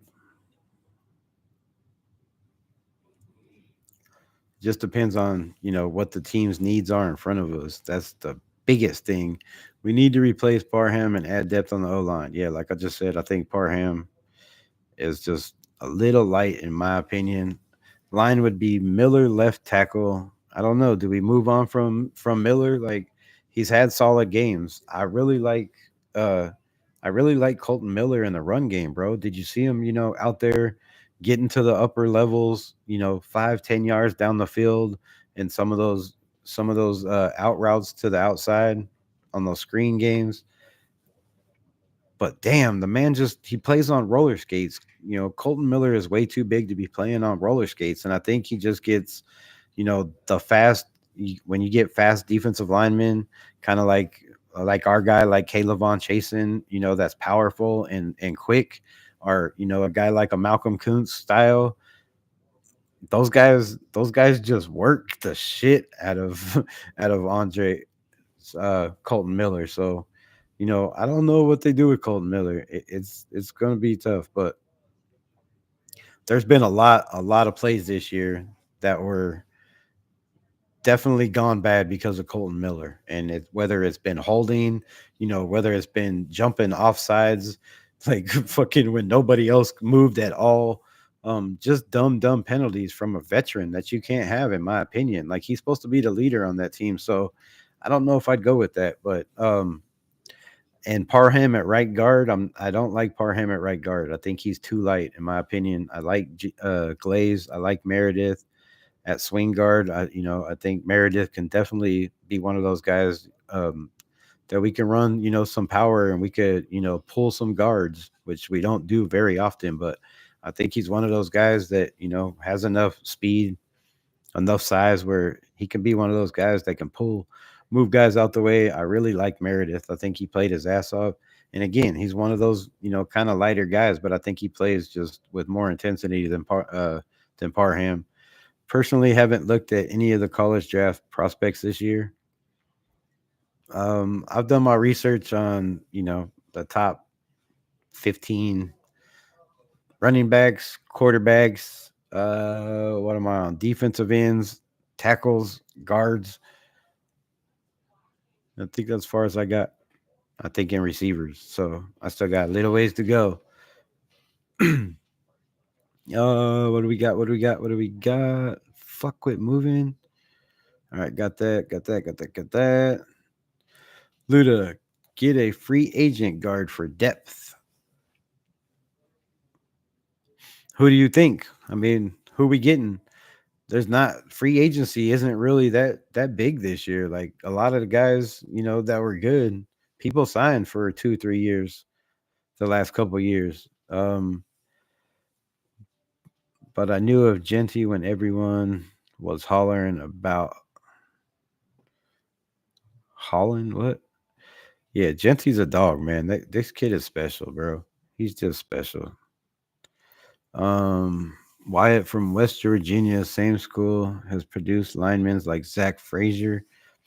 I mean, yeah, that doesn't matter. Like it's all about the person. It doesn't you got to have that dog, that character. Not too many people have that Zach Frazier in them. Besides his old lady, pause if necessary. Um, yeah, I scouted Frazier last year. Was one of my second centers after JPJ. Frazier was in wrestling. Yeah, that kid's a dog, bro. He's like I said, he's got that intensity, that fight, that JPJ attitude. I like Mason McCormick at guard as well. I'll have to check that out. I haven't got the guards yet. I like Crosby. Trusting it happens. Hopefully he comes out back next for sure. He's not happy trading. Keep drafting young guys. Yeah, if he's happy, if you got that from what he was saying, I kind of got that too. He's referring to, guys, um, constantly losing, constantly the coaching staff turnover, just the turnover of guys. Every time he thinks there's a defensive line, they're gelling and they're like, man, this is a good defensive line. They trade guys away. And I can tell Max Crosby, you know, he's not happy with Tom Telesco. And I I may be wrong. I could be wrong. I've been wrong before, but I just feel there's a tension there with Tom Telesco and Max Crosby. Like every time they've been around each other or walking off the field, and Tom Telesco's been high fiving everybody after the losses and shit. Max Crosby goes out of his way to like not high five the dude, not like to me. It just looked like to me. I mean, I could be wrong, but and how could you not? Him and Devontae Adams were good friends. Josh Jacobs was one of his best friends. Like when guys come in and get rid of guys like that, you're gonna have guys that aren't happy. Um, 2 first rounds at least for Max Crosby.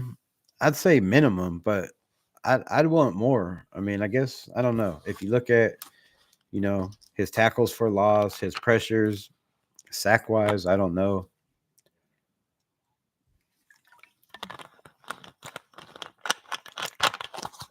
I wouldn't be mad at 2 first rounds, but again, you have to look at the value of the first rounds. Like, who are these first rounds coming from? Minnesota, the Kansas City Chiefs, like teams that are, going to be 25 or 25 through 32. Then no, I'm not taking, bottom of the barrel, especially in this draft. I'm not taking bottom of the barrel draft picks. That's just not enough for me. Not in this draft. Maybe another year, maybe. Rebel Matthew Shack is live. Want to say hi to him in his stream to see if he says hi back. Cool. Do I want to? Oh no, I'm good, bro. I am worried about losing Max. Yeah, don't be worried, bro. Don't sweat it. The Raiders are going to find a way to keep Max. They're going to do everything in their power to bring Max back. He is the franchise. He's homegrown talent, bro. You don't you don't hit on players like Max Crosby in the fourth round very often. That's kind of like a Tom Brady find in the seventh round. Like you don't hit on those guys, and at his age, he's still got plenty of time left, in my opinion. And he's only getting better. He's getting better every single year. This year was rough for him, but I think we just you need to keep Max Crosby from himself. He can't play 100 snaps, 100% of the snaps every single game, and not expect to be injured. No matter how flexible he is, no matter how much he trains, shit's gonna happen. And I think that hurts this franchise too. That we can't control Max Crosby's, snap count. He's like, fucking no, I'm playing. And he just goes out there and plays. Like, what can you do? You're going to go out in the field and try to take him out? Like, good luck. uh, I mean, damn. Fire Tom Telesco. I want Joe Douglas as our GM. He would make us better. I don't know about that. Mark Davis undoubtedly told Tom Telesco 98 is off the table. Just my opinion.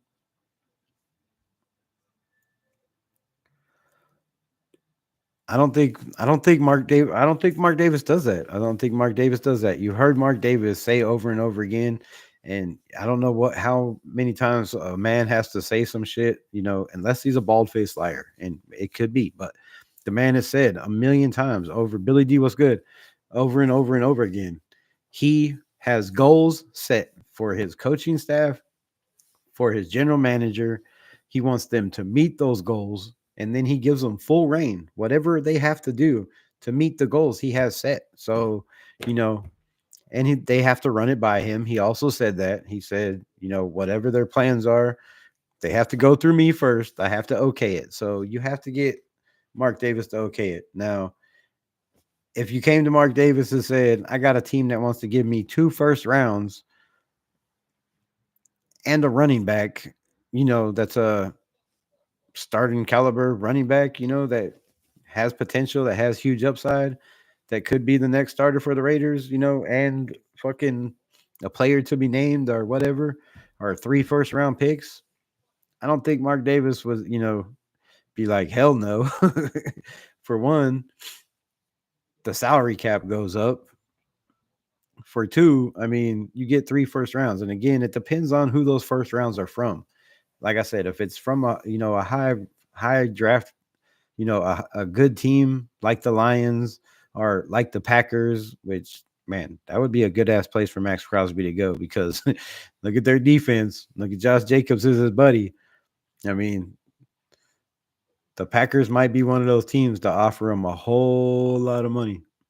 Now, would he want to go play against Detroit? That'd be funny, but yeah, you have to. I mean, you have to weigh every option.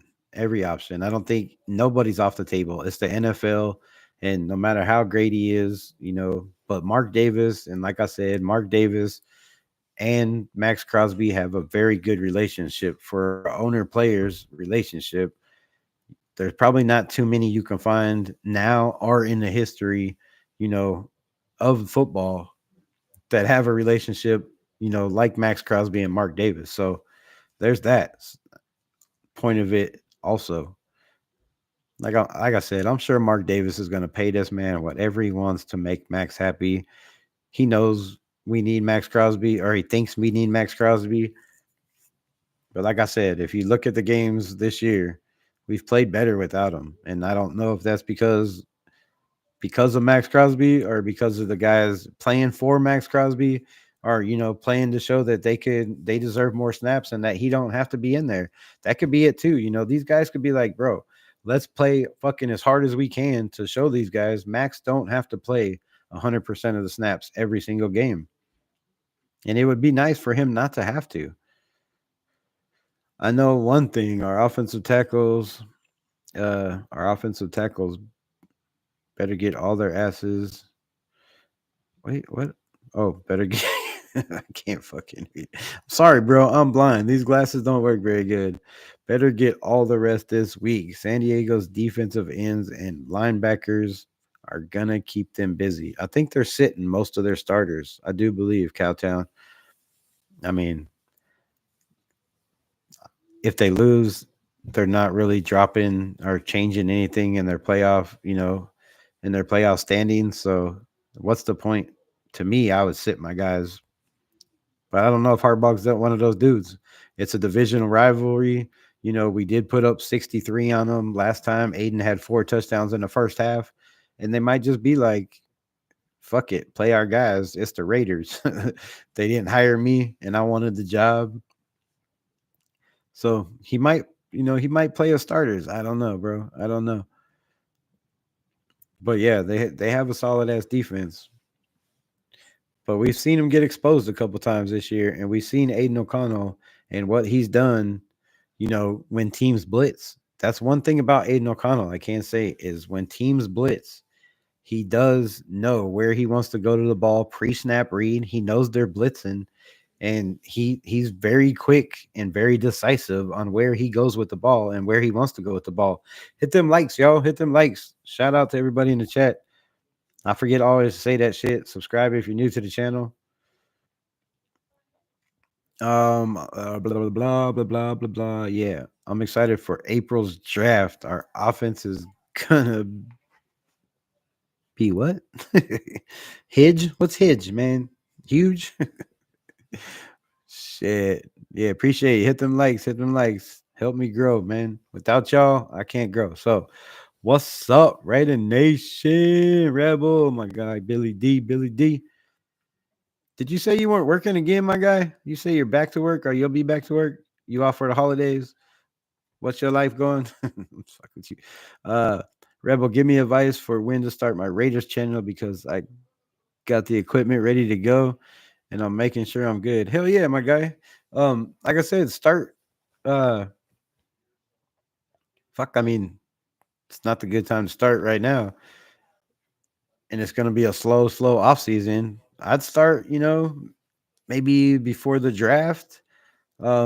Maybe wait till the season starts, man. I don't know. It's up to you. But like I said, do your homework, do your due diligence, buffer up on all your Raiders history and you know, make sure you have, your thumbnails dialed in, your topics dialed in, your titles, your description, find something to make all those. Make sure you have all that shit dialed in. There's a lot of shit that goes in with, making these videos. A lot of people think you just jump on here, click a button in your live stream, and fuck no, man. It takes forever to come up with, the thumbnail, the title, what you're gonna talk about, how long you're gonna go on. Which shit, I just ramble, so that don't matter. But I mean, yeah, set it up, and then once you feel comfortable, bro, mind is set on it, your heart is set on it, and that's what you then jump into it. But you can't go live until you have, I think, 50 followers on your phone. So you're gonna have to start out making videos and talking to the camera. So I'd practice talking to the camera because not everybody could sit there and stare at a camera and talk to nobody with nobody replying. It's hard as hell. So when people aren't commenting in your chat, when you do get to go live, it's gonna be rough for a while. So take my advice, practice, record a couple videos, go back and watch them, practice downloading them, editing them. You have to edit shit. There's a lot of shit that goes involved. So if you want some tips, I hit me up. Can you still not hit me up on IG? I forgot to ask you that. I was gonna send the link and I forgot. Cannot what? Oh, can I? Yeah. Rebel, give me advice. Not like it the way you first time. Demand that shit, bro. Tell people what you want. Don't ask for it. Um, it's not it's not what Mark says. It's how. Oh. When asked about 98 in the past, there's absolutely no hesitation, no shit, no trade rumors. Gotta pay attention. It's not what he says, it's how he says it. Yeah, I mean, he said it was completely off the table. And for one, I mean, you have to say that, right? Max is your franchise player. Max is on social media. He sees all this shit. Most of these guys do, you know, and if your owner is talking about, yeah, I would definitely take on you know, I would definitely entertain some trade talks for Max Crosby. What do you got? Like that's gonna look bad. It's gonna look bad on the organization. It's gonna look, piss off Max Crosby. So he's gotta say that, and just squash the talk right off the bat. But I guarantee you, if somebody called or emailed him with a package and said, "How's this look?"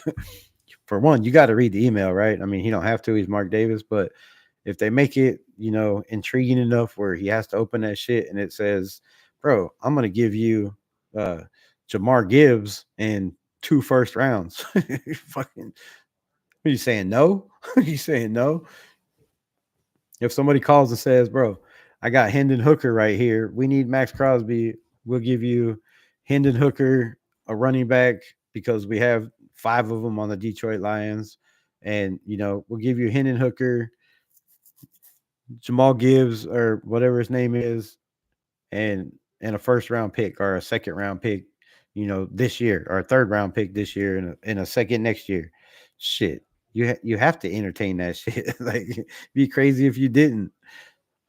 But yeah, it's not trade rumors. It's not trade rumors. It's just talk. We're allowed to talk as content creators and fans of Raider Nation, right? You're allowed to entertain the talks because, you know, let's be honest, Cowtown, we were all saying the same shit about Max Crosby, about Derek Carr, you know, 2 years ago.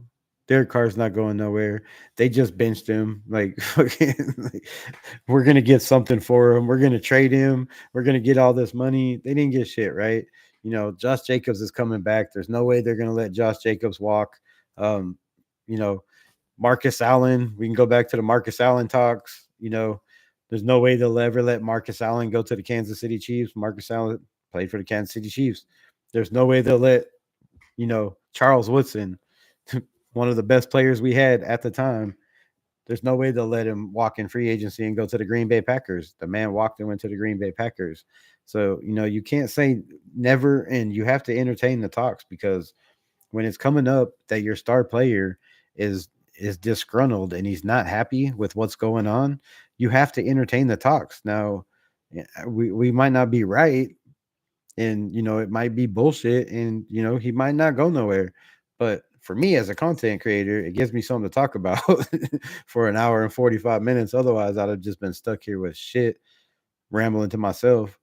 But you have to entertain the talks, and if the price is right, like we said, and you was the one that said it, I think, right? There's no one above the shield, or I don't know, somebody else said it, LVR, but no one's above the shield. No one is above the shield. So that's the way I feel. Do I want Max Crosby here? Absolutely, 100%. You don't entertain bullshit. Keep it real. Wi-Fi rebel. Hey, fuck you, bro. Don't go there, my guy. Hell no. Wi-Fi rebel. Don't even start with that shit, bro.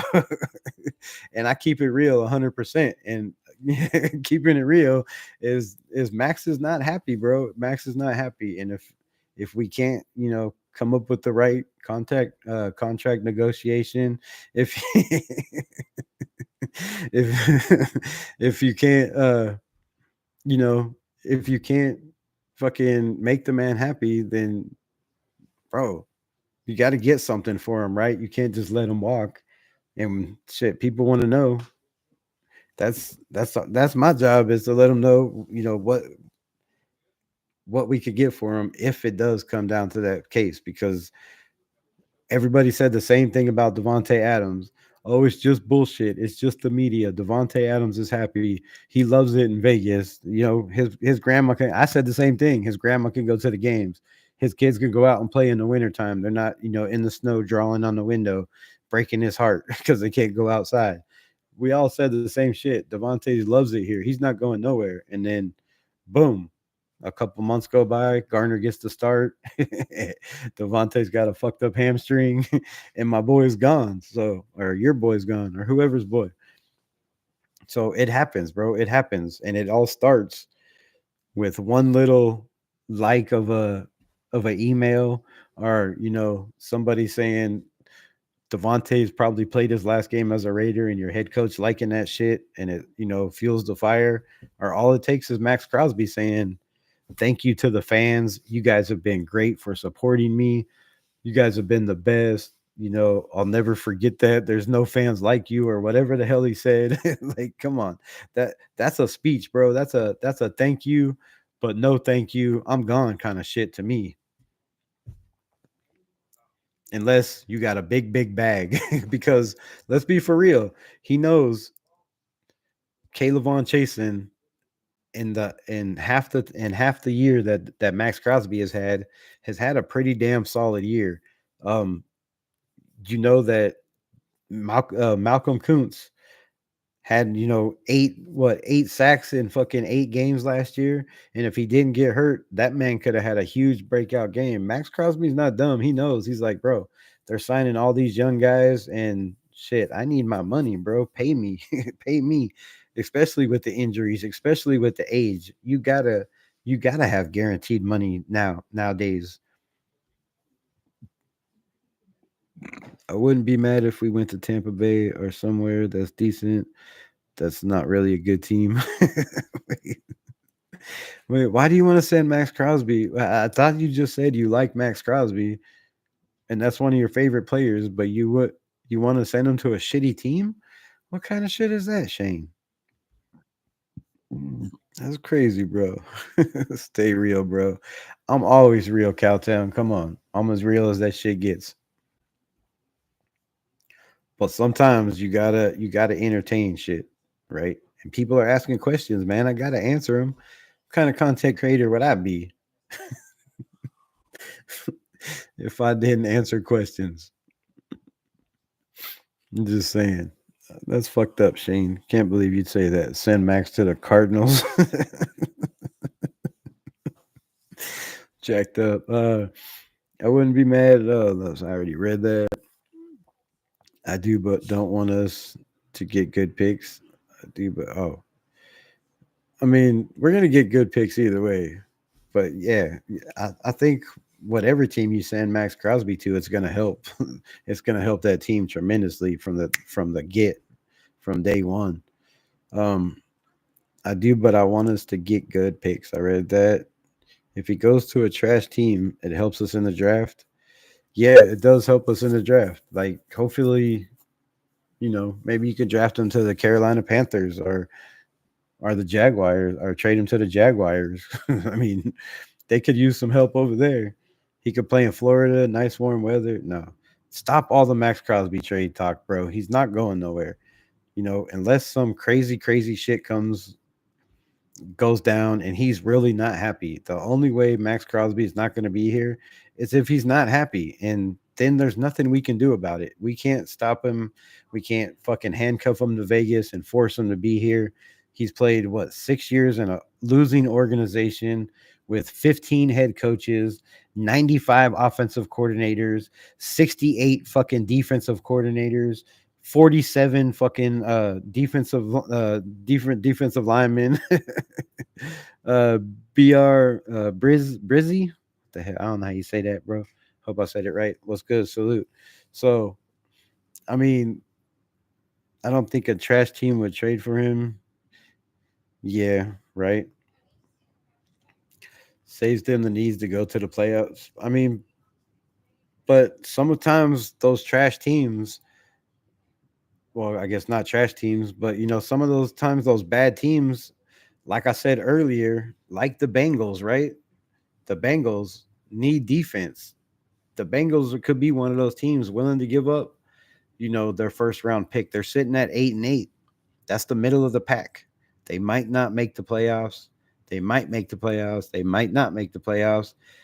The Bengals would be a great place in Cincinnati for Max Crosby to go. If I was the Bengals GM, I mean, look, their defense plays okay at times. But if you could bring a player like Max Crosby to the Bengals and, put him on the other side of Joe Burrow and you have a Joe Burrow and a Max Crosby on both sides of the ball, that turns that franchise around. Now, are they willing to shoot for the moon and, go after a Max Crosby? Who knows? But Max goes to the Packers. I don't think it's I got that. In my opinion, Max is Vegas. He wants what he won't want to leave. Looks like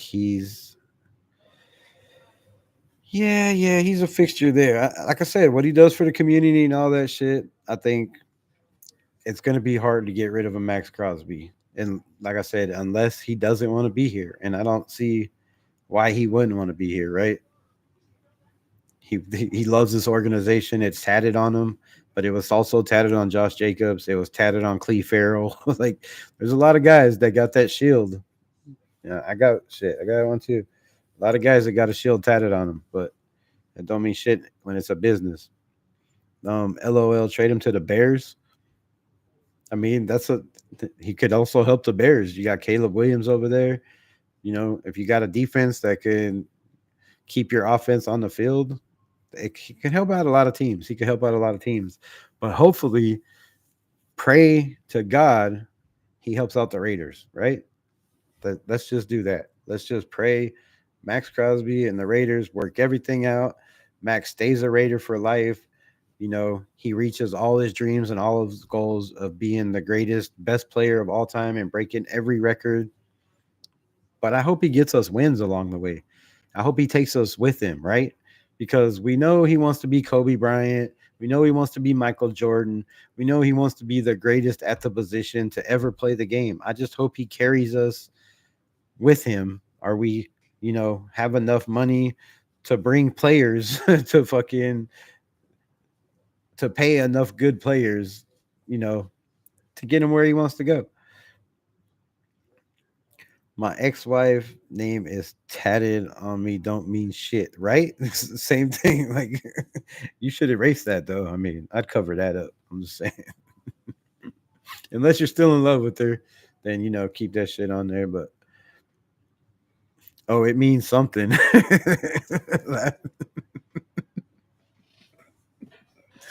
Cowtown, come on, dog.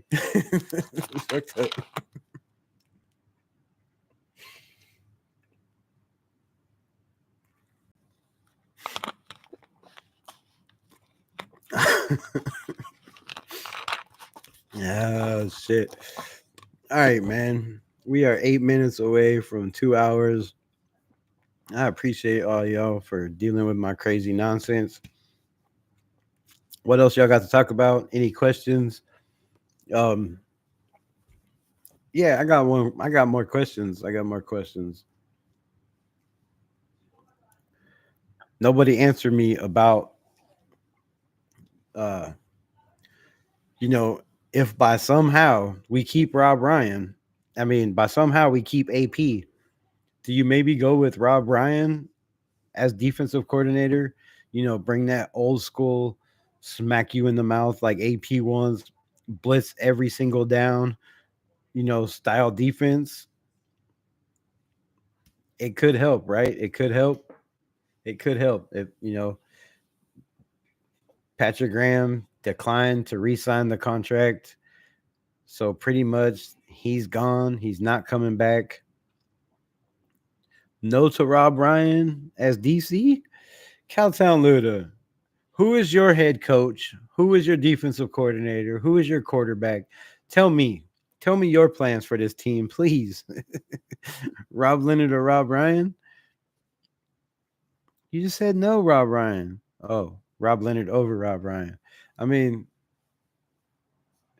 maybe I don't know. I don't know. I like Robbie Leonard. I really like Robbie Leonard, but I don't know how much experience he has. Does he have, has he been around enough play calling to develop his own system and his own scheme? If he can, then bro, I'm all in. I'm all in. What that guy does with this defensive line is fucking phenomenal. With the guys he's brought in, damn, what the hell going on? with the guys they brought in like Kaylavon Chasen, Jonah Lalu, um, Andre Carter, like all these guys are coming in playing smash mouth football, putting pressure on the quarterback, and Robbie Leonard's developing those guys. So I wouldn't be mad at Robbie Leonard, but Rob Bryan has the experience, and if AP retains the coaching position with his inexperienced, we can't have an inexperienced defensive coordinator and an inexperienced head coach. You'd have to balance it out, and I think, you know, I was gonna say that too. Thanks, John Leon. That was my next one. you know, I think you have to balance it out, and you have to have some veterans in there, leadership. And I think Rob Ryan would bring that. And he's had let's be honest, he's probably never had the caliber of players that this team has right now. Young players, with the fucking speed, agileness. Rob Ryan, I think, would, run this defense rampant. I think it would be very, very scary under Rob Ryan's toology. But my God, John Leon also got to it before me. Is there a way, possibly, you know, with Vrabel being where he's at now, running personnel operations or overseeing personnel operations or whatever the hell he's doing over there in Cleveland with the Browns, would he be willing to possibly take the defensive coordinator job with the Las Vegas Raiders, leave Antonio Pierce as the head coach, you know, move in a guy like Luke Steckel, who I believe is going to be a great offensive coordinator in this league if he gets his opportunity. The man is a brilliant mind. Just look what he's done with Brock Bowers and the 5, 6, 7 different tight ends we've had this year. I think they've all done a damn good job. And he's kind of done with the tight ends what Robbie Leonard's done with the defensive end. So could you possibly, talk Vrabel into coming in, being defensive coordinator, and telling him that, hey, if AP doesn't work this year, or if he doesn't make it through the season, halfway through the season, if we start out 1-5 or 2-3 or whatever it is, and they decide to move on with AP, then the job's yours. But first, you have to come in and be defensive coordinator. I mean, I could see something like that happening. Would Vrabel be willing to do that when he has a chance to go coach at Ohio State? I don't know. I don't know. And nobody knows. If we trade Max, it's a slap in the face to who? Him or us? LOL. I'm fucking with you, John. It's all love. Man, he knows that. Come on. Come on. No to the Rob, to the Ryan, Rob Leonard. I would prefer young, creative coaches, no old dogs that can't learn new tricks. I mean, look, Rob Ryan, this defense was struggling, right? When Rob Ryan said, put me on the sideline, coach. I'm ready to play. No, but when he said fucking told AP, I want to be on the sidelines, I think I can help this team out. He has. He's been on the sidelines the last 5 or 6 games, and this defense has turned around. He's firing guys up. He's over there yelling at guys. He's getting in people's ass. Positive necessary. Probably not the right thing to say. Hawaiian Candy, what's good? I'm pretty good. How are you? Appreciate you pulling up late. Uh, but yeah, I would prefer young minds too. And I think, Robbie Leonard, I think he's ready. I think it's time for him. I just don't know, if the Raiders are willing to give him that shot. But I would. I think it's good time for him. Is it possible to get Vrabel at DC? I just said that. I like Ben Johnson or Vrabel as head coach. I don't think Vrabel is taking the coordinator position. He's the head coach. I mean, yeah. Yeah, so y'all already answered my questions before I get to it. To be honest, I love Vrabel hire. What? And leave the Turners to work as OCs. I don't think that's going to happen. I think if you bring in Vrabel, he's bringing in his staff. He's bringing in his staff, bro. He's not keeping anybody on this staff. And I think Robbie Leonard's out the door, too. I think if you bring in Vrabel, this whole staff changes. I guarantee you. I guarantee you. Patrick Graham has been left on this staff with two different coaches. Robbie Leonard's been left on this staff with two different coaches. Rob Ryan. These guys, they're not going to be left around. And I think we're going to, by firing AP, we're losing out on damn good coaches like a Robbie Leonard, like a Joe Philbon, like Luke Steckel. And that's one of the reasons why I want to keep Antonio Pierce, because we're going to lose out on damn good coaches that I think are the reason this team is playing the way it is. To be honest, I love to see Vrabel. Oh, I got that. I don't think Vrabel did enough in Tennessee, bro. Like I said, I don't think he did enough in Tennessee. They made the playoffs, but they asked out in the playoffs. One time I think they took him pretty deep into the playoffs with a Ryan Tannehill, but come on, man. They had one of the best running backs in the NFL. They had one of the best offensive line, and they gave Ryan Tannehill all fucking day to throw the ball. And if you give Derek Carr, oh my God, if you give Aiden O'Connell that much time to throw the ball like Ryan Tannehill had, and if you don't believe me, go back and watch film on their offensive line, and all day he had to throw the ball. That's why Ryan Tannehill was good with the Titans. That's why they made the playoffs. Their offensive line, Vrabel is one of those guys in the trenches, right? He's one of those trenches dudes. So I think that's why their shit was good. Time to trade him if the right offer comes along. Shout out, my guy. Appreciate you. Sorry, showering and making food. Raider Paul in the building. Raiders. What's good? What's good? Players are like foster dogs. Wait, what the fuck? Players are like foster dogs. Don't get attached. Jackson Dart or Gabriel at number 8. Well, when it comes to Raider Paul, quarterback decisions, I'm not going with anyone. I was a big Jackson Dart fan until my guy said Jackson. No, I'm just kidding. Shout out to Raider Paul. I love Jackson Dart. I think, he's gonna have to sit 2 years. I'm not a Dylan Gabriel fan. I'm 2 inches. 2 inches matters, bro. 2 inches matters. Our team is hot shit and needs major overhaul. Oh, hot shit or not shit? Raider Paul in the building. I still believe in Rob Ryan if all else fails. I mean, yeah. What else do you got? I guess if all else fails, right? Yeah, where else you gonna go with it? Hey, Paul, what's up, bro? Salute. What's good, Cowtown? Guarantee. What? Guarantee, huh? Okay. So who is Vrabel's OC? Well, his first OC that he brought in when he took over the Titans, he fired in the first year, then promoted a guy. What the fuck is his name? Man, why you want to ask me right now when I've been on for 2 hours and I can't think? But anyways, he promoted a guy within who was the wide receiver coach and assistant, offensive coordinator. And then that didn't work out. And the next year he promoted another guy within. So I don't know who it's going to be. I don't know who it's going to be. I do know Luke Steckel was on his staff, and he's our tight end coach. He's doing damn good with Brock Bowers. But I guarantee you, he's bringing in a whole new staff. He's not keeping any of these guys. And, I don't think Norv Turner wants to be involved in he doesn't look like he's very happy up there in the booth.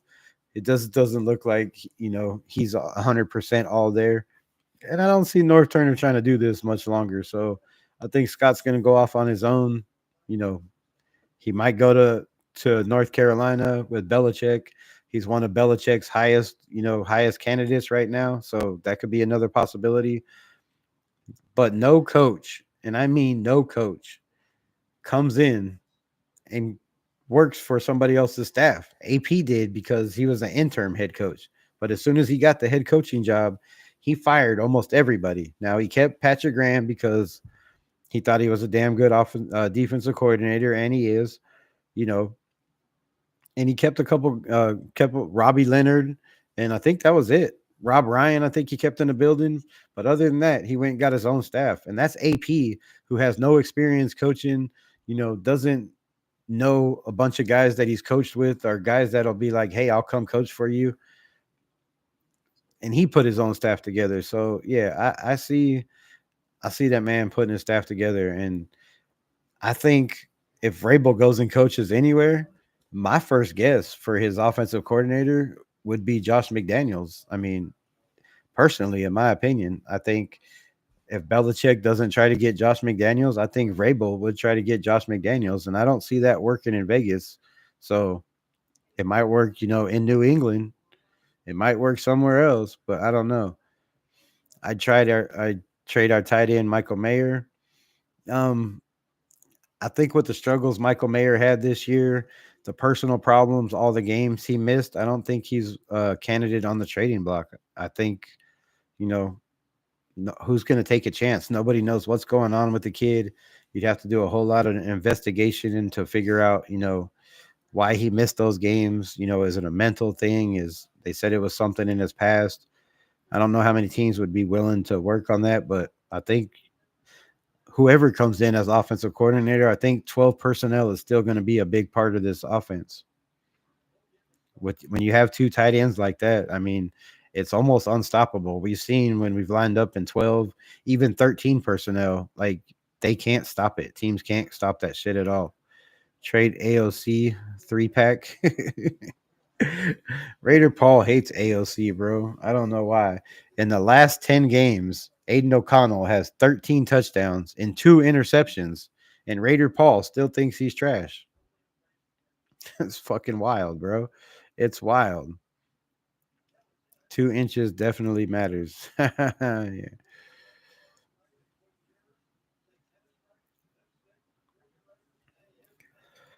I'd say 2 first rounds. What do we get for that? Damn, I'm way far. I'd like to see this team is wait. Like this team is frustrating. I thought it was a fucking joke when they when they take when take when take a, is it really me that can't read or y'all that can't write? Because I look like a dumbass trying to read y'all shit that don't even make sense. I'm just fucking with you, Shane. But damn, I get what you're saying. But when you're trying to read it, I don't. I don't get it at all. I don't get it at all. Um, Now, why would Belichick want Scott Turner? Cowtown Luda, do you not read the news? Are you not in the news? It's been all over the media. I don't know why he would want Scott Turner. I have no idea. But Belichick, the rumors are Scott Turner is Belichick's number one candidate to become the offensive coordinator at North Carolina. If you don't believe me, Google it. Shit. I stay real here, bro. I only report what I hear. Like, oh, rumors. Well, genius. Fuck you. It's not rumors. There's very, very highly respectable fucking reporters, not like myself. Just, a white trash Raiders fan. I'm saying highly toutable, respectable guys are saying this. And it's been all over the news, bro. Like, yes, it's rumors, but come on. I'm sure Belichick had something to do with that shit. Tom Telesco got his ass saved with Bowers, JPJ. This draft hit should expect first 2 picks. It did save his ass, especially what he did in free agency, bro. The memes. What memes?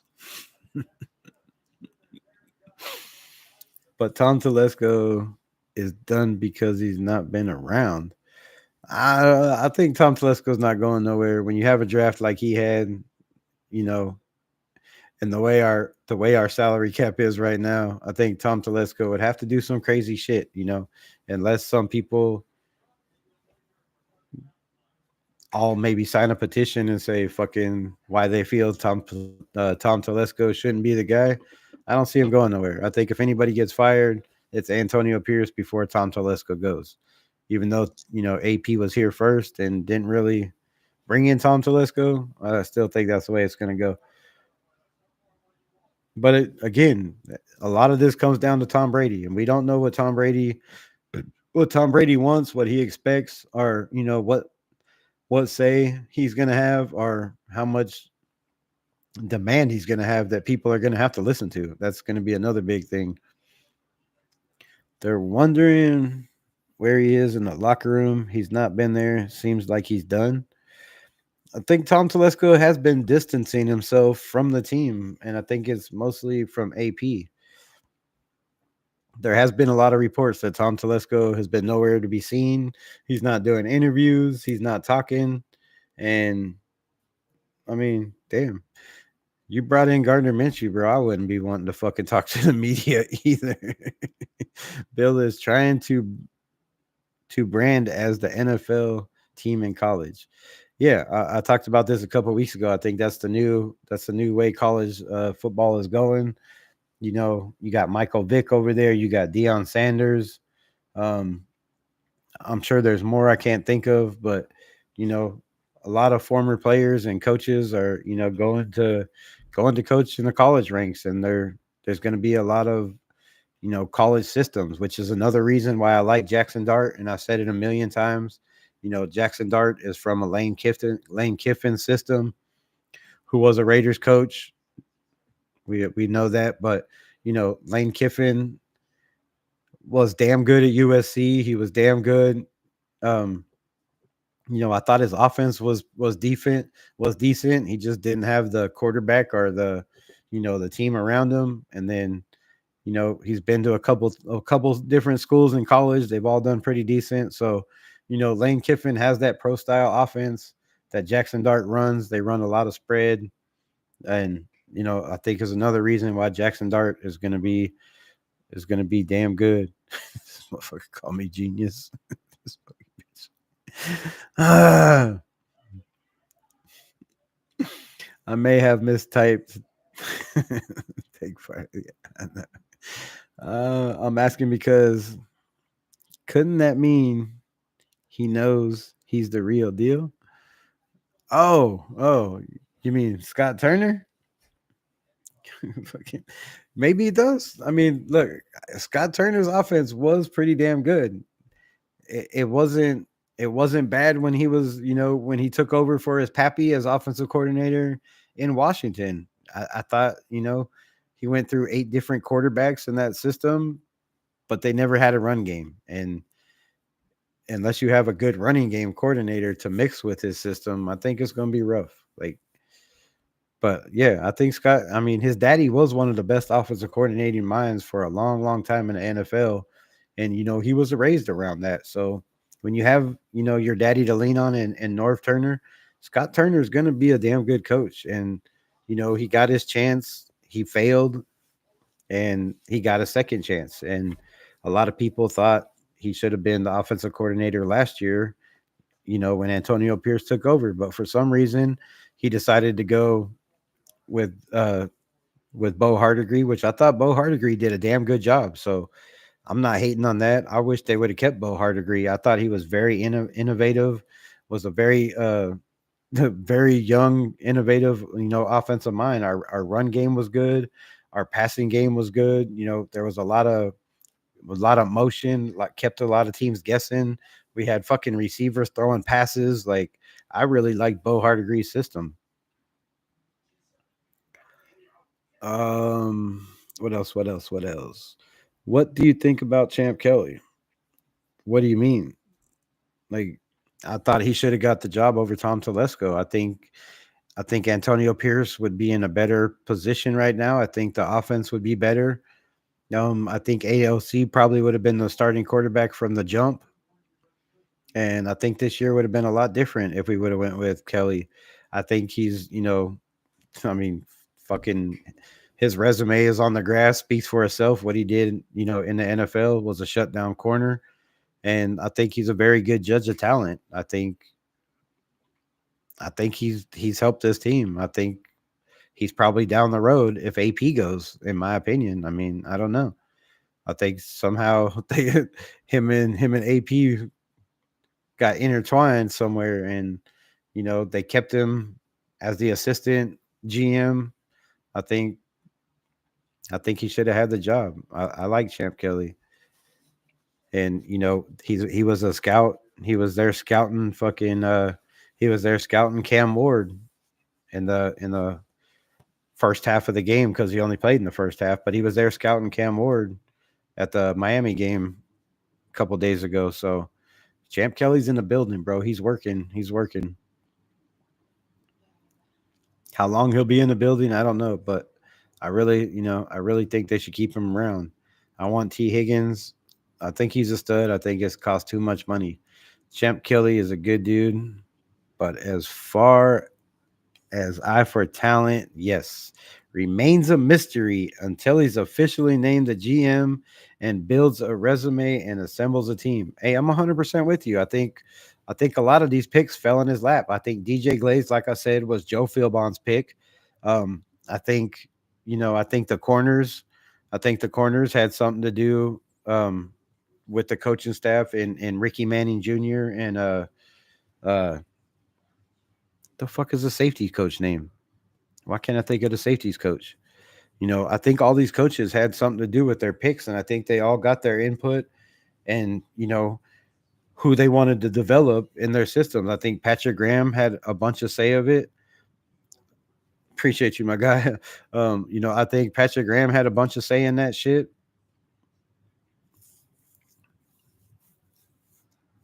But I don't think it was all Tom Telesco. I don't think this draft was all Tom Telesco, and no draft is. No draft is all GM.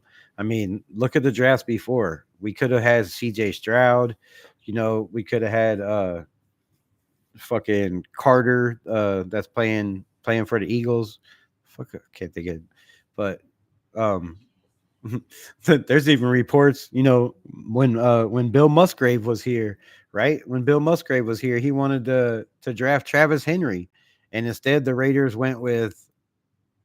Does anybody know who we drafted instead of Travis Henry? Let me know in the chat. So, man, I don't know where I was going with that. Fuck, I was going somewhere with that. Oh yeah, it's not.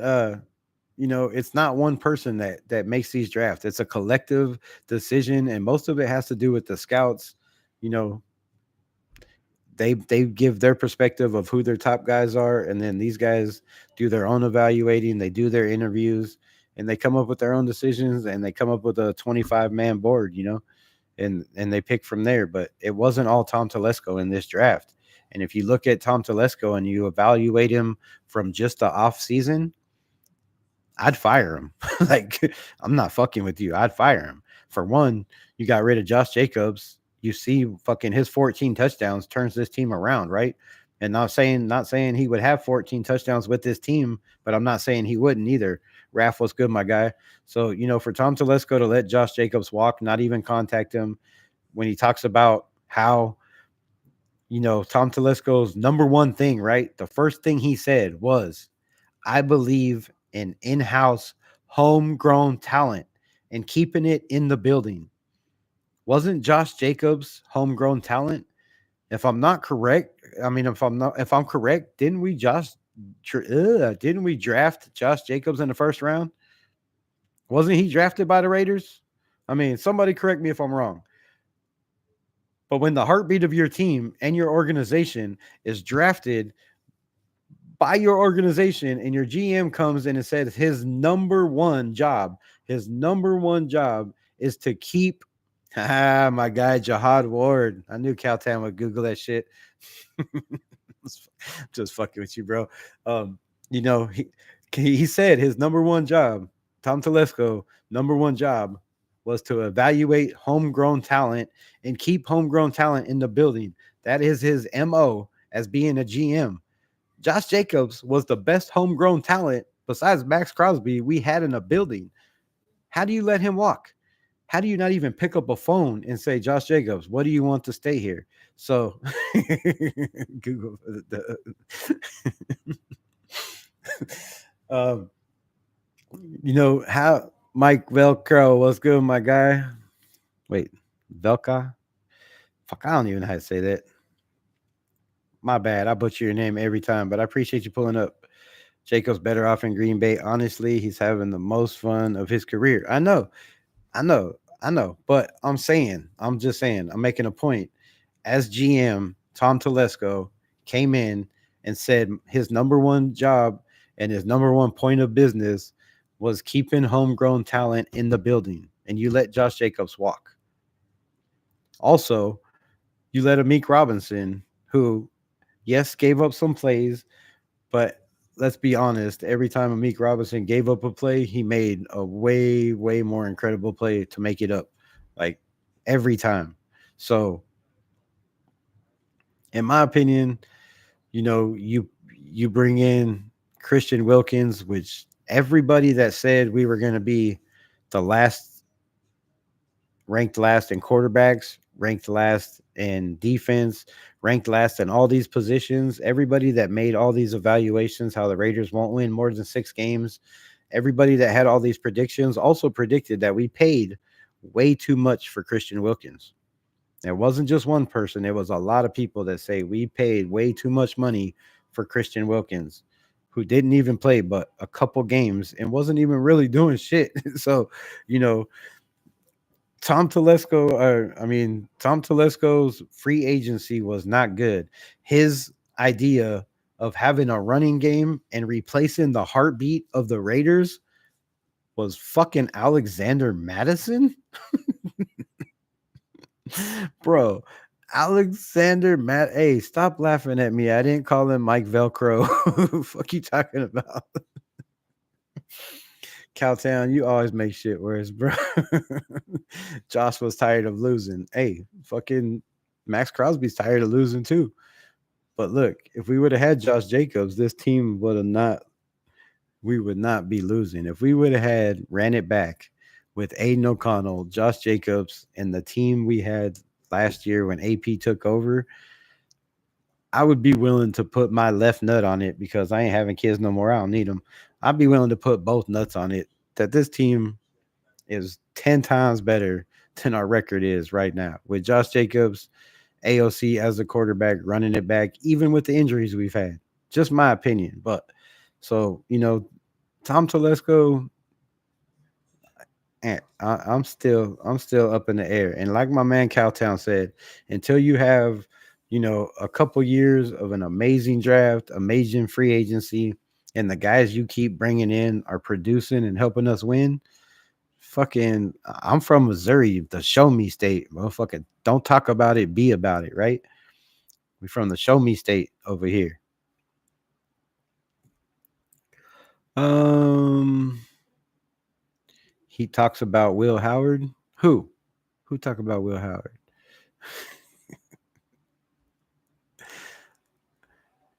Sorry, bro, I can't read.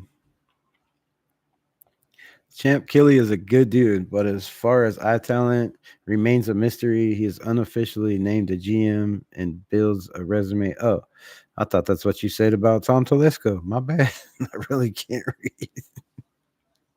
I think almost anybody is better than Tom Telesco because he's ass. Come on, man. Tom Telesco is not ass. Give the man credit.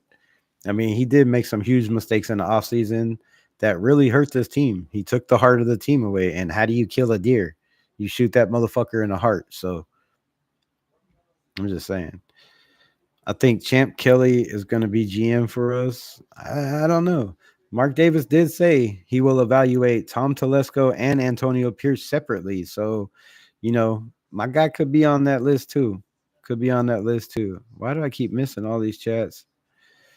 Um, yes, Will Howard. My bad. How do you feel about Will Howard, Ohio State? Um, I think he's no not better than Aiden O'Connell. I mean, if we're being honest, I think he's been in what 3 schools, transferred. I'm not big on this transfer portal shit and guys, jumping around because they can't get playtime at one school and then go into another school because their quarterback gets drafted to the NFL and they're the next guy up. Like when guys have been sitting there waiting their turn. But yeah, I like Will Howard. I think he's got a damn good arm.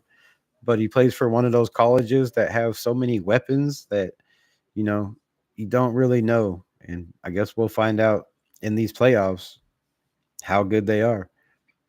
But I think he's a decent quarterback. But I think, like I said, he's no better. I think Aiden O'Connell is way more developed, way more ready. He's seen 15 games of NFL defenses. Why take a chance on a guy like that? His upside to me is not any more better than Aiden O'Connell's. I'm sorry, but Mark Davis is firing Tom Telesco before he fires AP. That would be crazy. That would be crazy. And that would be a hot take for sure. Google for the dub. Jacob's better off. Josh was getting tired of losing, laughing my ass off. Hey, whatever. You pronounce his name Cowtown Luda. Sound that shit out for me, bro. Fuck. The only knock on Tom Telesco is he's been hiring bad coaches for the Chargers. Yeah, he's not a and and he's only good in the later rounds is his MO. I mean, he got a couple decent picks in the first round. He's been around good talent quarterbacks, right? He was in the Colts organization, had something to do with drafting Peyton Manning. Um, he had something to do with drafting Drew Luck, I believe. Who else? Somebody else. I don't know. Somebody else, but he's been around damn good quarterbacks, and he's been involved in drafting good quarterbacks. Justin Herbert, Tom Telesco. I mean, he's a veteran, bro. He's a veteran. He's been around for a long, long time, but he's not very good at head coaches. That's why the head coach was already here before he got here. And with Mark Davis and Tom Brady evaluating both Tom Telesco and fucking AP, I don't think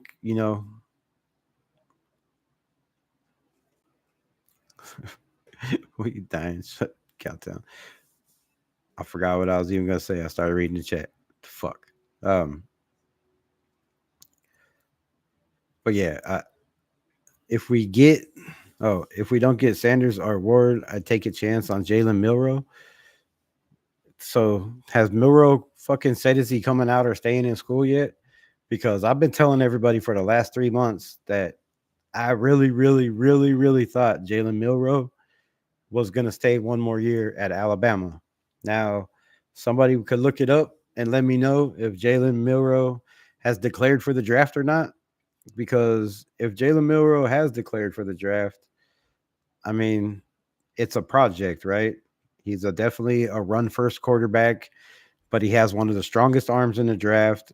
He's one of the smartest quarterbacks in this draft. The man is already has his masters, and the kid's a beast. But he would definitely have to sit for a year or two, in my opinion, probably 2 years. If you take a guy like Milrow, to work on his accuracy, because he has such a strong arm. He just doesn't have very good touch, but he does like throwing over the middle. He does like throwing to his tight ends, and I think that would work great with Brock Bowers. I mean, I wouldn't be mad at taking Milrow in the second or third. I don't see him probably going farther than that, but I'd probably wait till the third or fourth if I was going to take him if he was there, just because he's a project.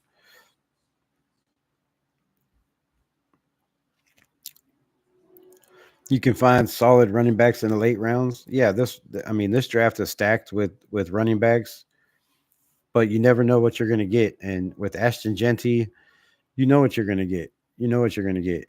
With Tom Telesco, taking best player available. To me, that's best player available after. I mean, shit, that's best player available from the get, from number one. You could say, in my opinion, you can make a case for it. Definitely. Um, it would have been a better product. What I think the running back issue had to do with hyping up White, but ultimately our O line couldn't cut it as the start of the season.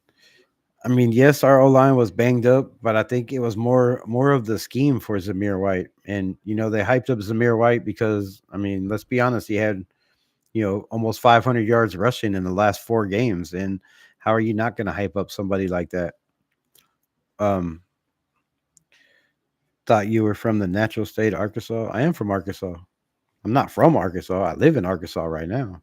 I'm from Cali. I'm a Cali boy. I just reside in NWA.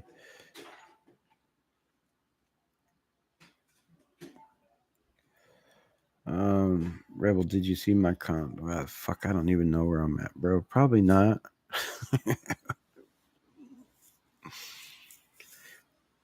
When did I say I wasn't an Arkansas boy? I'm lost. See, some of these comments get me so jacked up. I don't even know where I'm at. It's about T. Higgins. I said T. Higgins. I would take T. Higgins if the price was right. But I think he's going to be, one of those 20, $30 million a year asking quarterbacks. I think he's going to want a bag. This is his only time to be the number one guy to get that number one money. And I think he's going to want it. They don't show y'all how to raid in Missouri. No, bro. They show me how to read, but the letters are this big on a tiny ass screen. And every time somebody types in a new comment, the whole fucking thing moves. So it's kind of hard to read. And I'm blind. Like, I smoked weed my whole life. My eyes are squinted. You don't see that? It's kind of hard to read. I'm not stupid. I just can't see the shit. And I'm not in Missouri. I'm in Arkansas. Fuck. Cowtown always got jokes. It made me lose my spot again.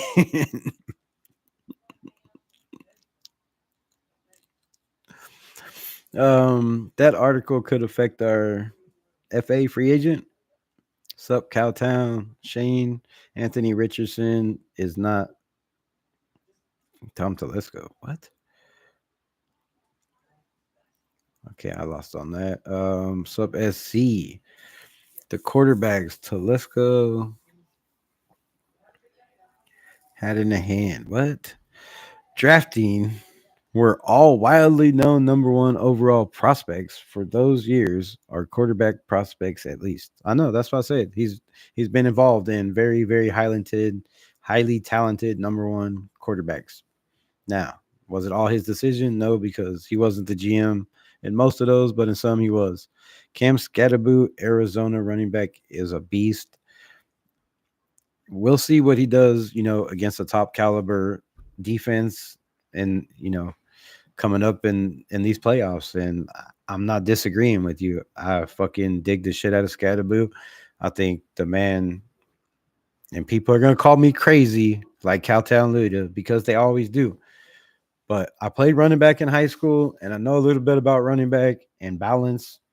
And when it comes to balance and running forward, this man has that Josh Jacobs, that Marshawn Lynch style running where he's constantly leaning forward when he gets hit. He's looking for the contact.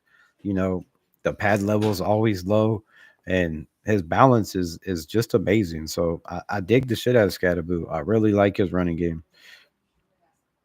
You can find okay running backs late rounds of the draft, not likely but not like Genty, right? I do like Scatterboo style personally. Yeah, Genty is one of those once in a lifetime, every 20-year players, bro. You don't find those all the time.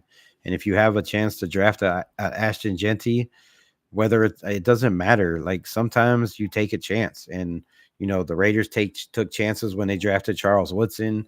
People say you don't draft corners in the first round, and there's been a lot of people that have drafted corners in the first round that were wrong. It happens, but there's been some that take chances and they come out right. People flipped out when we drafted Josh Jacobs. They also flipped out when we let him walk last year. So, it's one hand shit in the other with Raider Nation. You can never make everybody happy in Raider Nation. It's it's the most finicky fan base on the fucking planet. Um, but yeah, there's so many running backs in this draft. The two running backs at Ohio State. Um, Omar Hampton. You have Bell. fuck, there's many, bro. There's many. You could probably get, I think third round this year. I think third and fourth round will be the run on running backs. In case y'all was wondering, I really think, usually it's probably fourth or fifth round before they have a big, huge run on running backs. But this year, I think it's probably going to be, third round. They're going to have a big run on running backs because there's a lot of good running backs, and there's a lot of teams that need running backs. And I think this year, the running back class in the NFL has showed that you need running backs in the NFL to have a dominant game. If you look at every team that's in the playoffs, what do they have? A good quarterback, a solid defense, or a top 10 defense, and a running game. So you have to have that in the NFL. The fuck is tickling my nose? Jesus, stop. Um, Sorry, I must have disappeared. What? I don't know it. Oh, I hate to say it, but Higgins is the Chargers makes the most sense.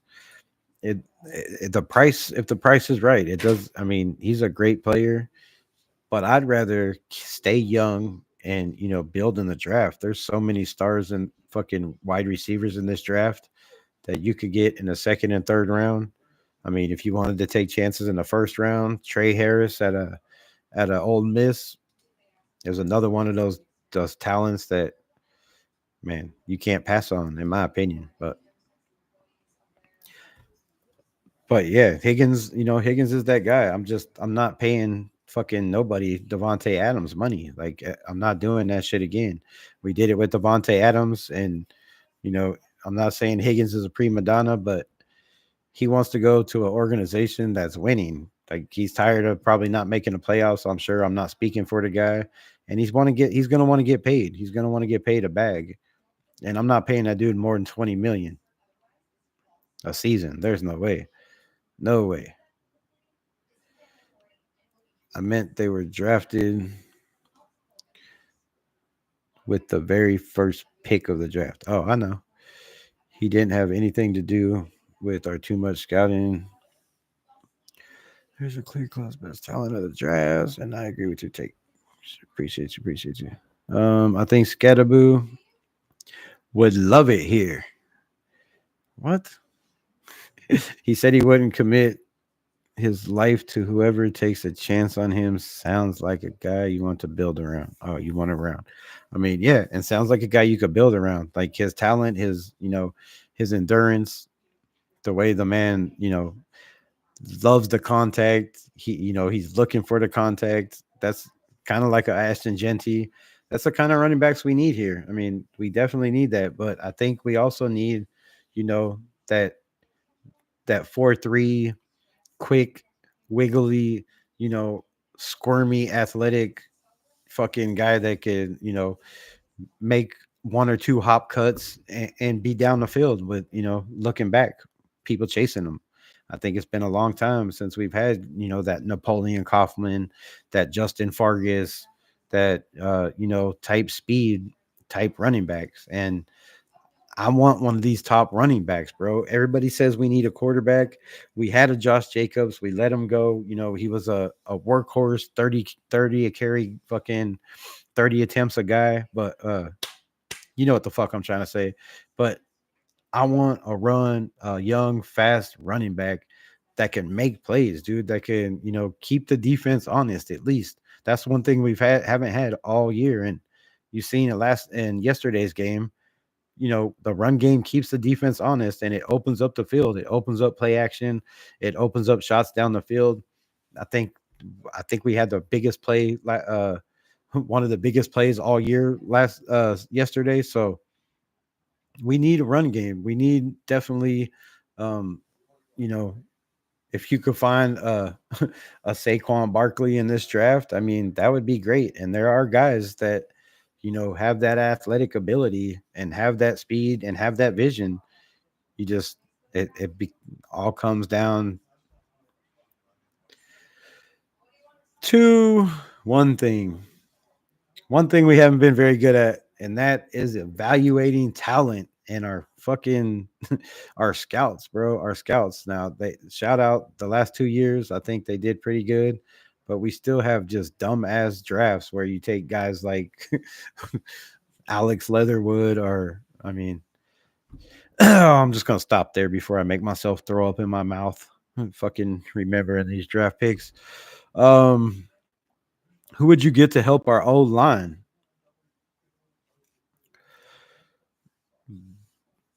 Hey Joe, what's good, my guy? I don't know. I don't know if I'd go free agency or if I'd go in this draft. But if I was going in this draft, I haven't really done too much evaluation on the offensive lines on tackles. But I think I think that kid at a LSU, the tackle at LSU, I can't remember Will Campbell. I think what the fuck is his name? I think that dude could probably help some teams. He's one of those big, strong, powerful guys that has that mean intensity, tenacity. Um, I like the guy LVR was talking about. William, whatever the hell his name is. I think he's a pretty good guard. I think we need guards. I think Colton Miller, might be good for another year, depending on Munford. Maybe if you try Munford at that spot and Munford beats him out, then maybe you trade Colton Miller in the offseason. I don't know, but I think with the O line we have, I think even Jordan Meredith, I wouldn't keep playing that guy. 90, what is it, 98.2% PFF rating the last fucking 5 starts or 6 starts he's had. So, we have key guys to this offensive line. I think we just need depth. I think first off the grip, like right off the get, we need to get rid of Andres Pete. We need to get rid of Cody Whitehair. I think we need to trade Andre James if possible. And, we need to get probably another veteran, a veteran guard. I think with as young as this line is, having a rookie center and a rookie tackle, I would like to have a solid veteran in between them. I think it would help. I think it would make more sense to. I don't know who that guy would be. I don't know who the number one guard in free agency is. I don't know if there's a guard on somebody's practice squad that we could go get. I think if there was, we would already go get him. I wouldn't be mad getting rid of um, getting rid of Andre James and taking a chance at Will Putnam. I'd like to see what Will Putnam has at center. He was one of those guys like a Jackson Powers Johnson. Most of y'all probably remember him getting in a fight with Robert Spillane, Max Crosby jumping in the offseason. You know, the guy took on the whole fucking defense. Like Will Putnam is one of those guys from Clemson that never missed a snap in college, and he's just on the bench. And I don't know what it is about the evaluation or the guys, but my homework says if you look at Will Putnam and you look at his tape in Clemson, this man should be fucking on the roster, the 53-man roster, and he should be probably starting at center, and that would put JPJ at guard, which I wouldn't be mad at that because JPJ is a killer at guard. But like I said, I don't make the decisions. But if you don't believe me and y'all want to look it up, Will Putnam, Putmon, or however the fuck you spell it, MAN, go look up his Clemson tape, watch film on him. Look at his stats and look at his records. The man never missed a snap in the 3 years he was at Clemson. He took over the starting job. He played tackle. I mean, yeah, he played tackle. He played guard. He played center. He's played all over the offensive line. But when he took over at center, he was won every award you could possibly think of at center. So we have guys on this staff that people don't know about or people are forgetting about because they don't get played. So you know, like I said, a veteran guard. But like I said, if you could put Will Putnam, in the offseason, if he could take over that center spot and put JPJ next to him, bro, I'd be 100% down with that. Tom Telesco drafted Keelan Allen in the third. Hopefully, he doesn't the same for us. He doesn't the same for us, or he does. I don't know. Running backs we took in the first round: Marcus Allen, Napoleon Coughlin, Derek McFadden, Josh Jacobs. Shout out to Cowtown Luda for always dropping the facts. And hold up, let me do this right here. I don't care if you want to or not. I'm good anyway. Yes. Standard can review and review chat.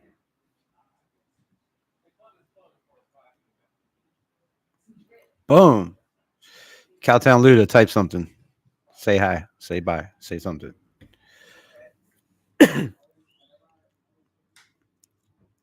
Or not. How long is this delay? Come on, man. But yeah, shout out to Cowtown Luda, always helping out. And you know, I don't know where you could go wrong with Marcus Allen, Napoleon Kaufman. Yeah, Cowtown Luda got the wrench in the building. You are a mod, whether you want to be or not. It's because you're one of my favorite people, bro. So I know you ain't always in here, but when you are, you in charge, bro. Kick out who you want. No, I'm just kidding. um, somebody else I was gonna make a mod. I'll have to do it later. I gotta remember. Shane's always in here too. I might make you a mod, my guy. Let you try to help out in the chat. I just said I might. I gotta think about it. I gotta think about it. And I gotta find out who my other mods are, which I don't, they never show up, and I have to delete them and get rid of them because I made like 4 people mods and they never come in my lives, bro. So yes, I will probably mod you, but you have to be more consistent. No, I'm just kidding. um, but yeah, Cowtown Luda makes a damn good point. Those running backs we all drafted in the first round turned out to be gems. And, besides maybe Marcus Allen, I don't really see any of those guys. Actually, none of those guys had the numbers that Ashton Genty had. And shit, nobody's had the numbers that Ashton Genty had. So, I mean, that shit could be full on. Nah, Shane, not until you fire AB. Come on, man. Don't be messing with my buddy. Yeah, I'll probably make you a mod. Like I said, I don't know how many I have, but I gotta figure out how to do my homework and figure out how to demod the other guys. Um Doobie Gonzalez, what's good? Do you think the Raiders should get a new mascot? Do we have a mascot? Wait, who's the mascot? You mean the logo? Nah, bro, no. That is the history of the Raiders, bro. You can never ever ever change that. Who you need to mod it? I could help. Whoever else, whoever my mods are that don't show up. I don't know. Fuck, I don't even know who my mods were. I don't remember. One is you. It's never in here. Um, no, I don't know if you could look and see who the mods are though. That would help. We are good at center with JPJ. At center, the only reason he's playing guard is because of the injury to Jordan Meredith. I say we upgrade at both guard spots. Hey, I'm 100% down with that, upgrading at both guard spots. But when you have a man, that can play and develop to be one of the best guards probably in the history one of the best guards in the history of the NFL in JPJ, you got to put him there, but you only put him there, you know, if you have a center that can do the same things he can do, and that's probably not going to happen. But I'm telling you, go look at Will Putnam and watch his film and watch his tape. He reminds me a lot of Jackson Powers Johnson. He's always getting to the next level. He's constantly seeking out somebody to hit and finishing plays. He's constantly pancaking guys, putting them on their backs. The man is a beast. He plays with a lot of intensity, and if you could have those two guys next to each other, I mean, that's crazy. I mean, if you could train him to be a guard, because he did play guard in college, and I think he played guard. I think he was playing guard when he got in the fight with Robert Spillane. I could be wrong, but if you could train the man to be a guard, that would work for me too. But what else we got? Who you need to get modded? F you, I'm always here. I just don't talk when I'm working. F you too. I'm here. What? I'm here in my tatted channel. Two at times. All right. Appreciate you. Agreed. Milkweed. Who the fuck is Milkweed? Did I miss a chat? Oh, Cowtown. Oh my goodness, bro. Do not the logo, but it's Raiders Rush. I don't know. Some cartoon character. LOL. What the fuck? No, not the logo. Some cartoon character. I don't. I didn't know we had a mascot, bro. I didn't know. I didn't know we have Captain Jack. Does that count as our mascot? Oh, you're Milkweed. Shit. All right. Well, that's a lot easier to say. Fucking. I could say that. You only have. Oh yeah, Raiders down yonder. You can remove him because he never shows up. And my two channels and D Menace. Oh, that's good. That's all good.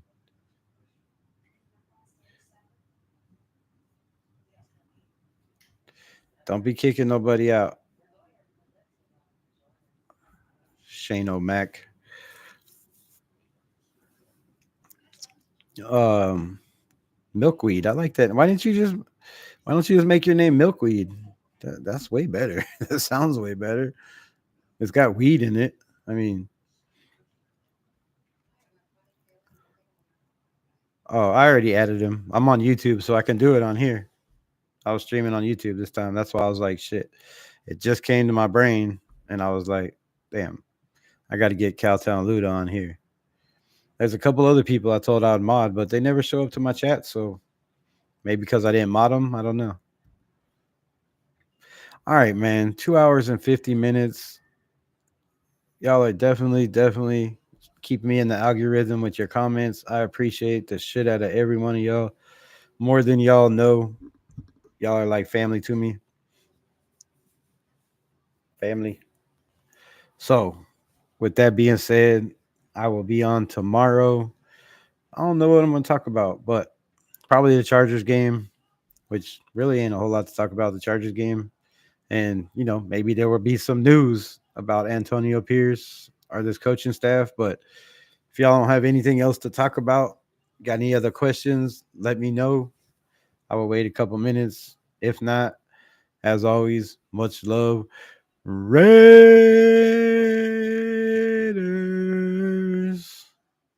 Just win, baby. Fuck the tankers. Salute everyone. Keep doing your thing. Appreciate y'all. Appreciate y'all.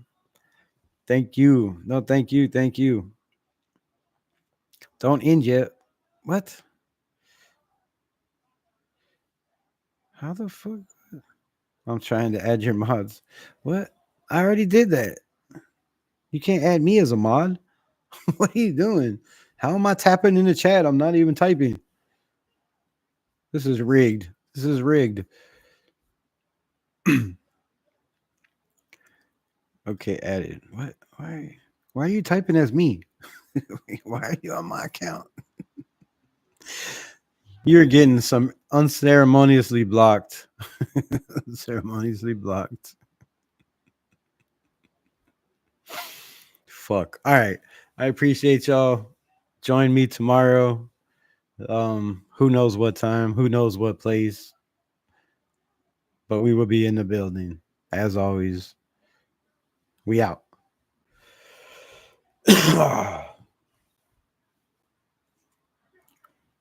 Save changes you made. What changes? Fuck my life. Hold on. Cancel. Damn it. Peace.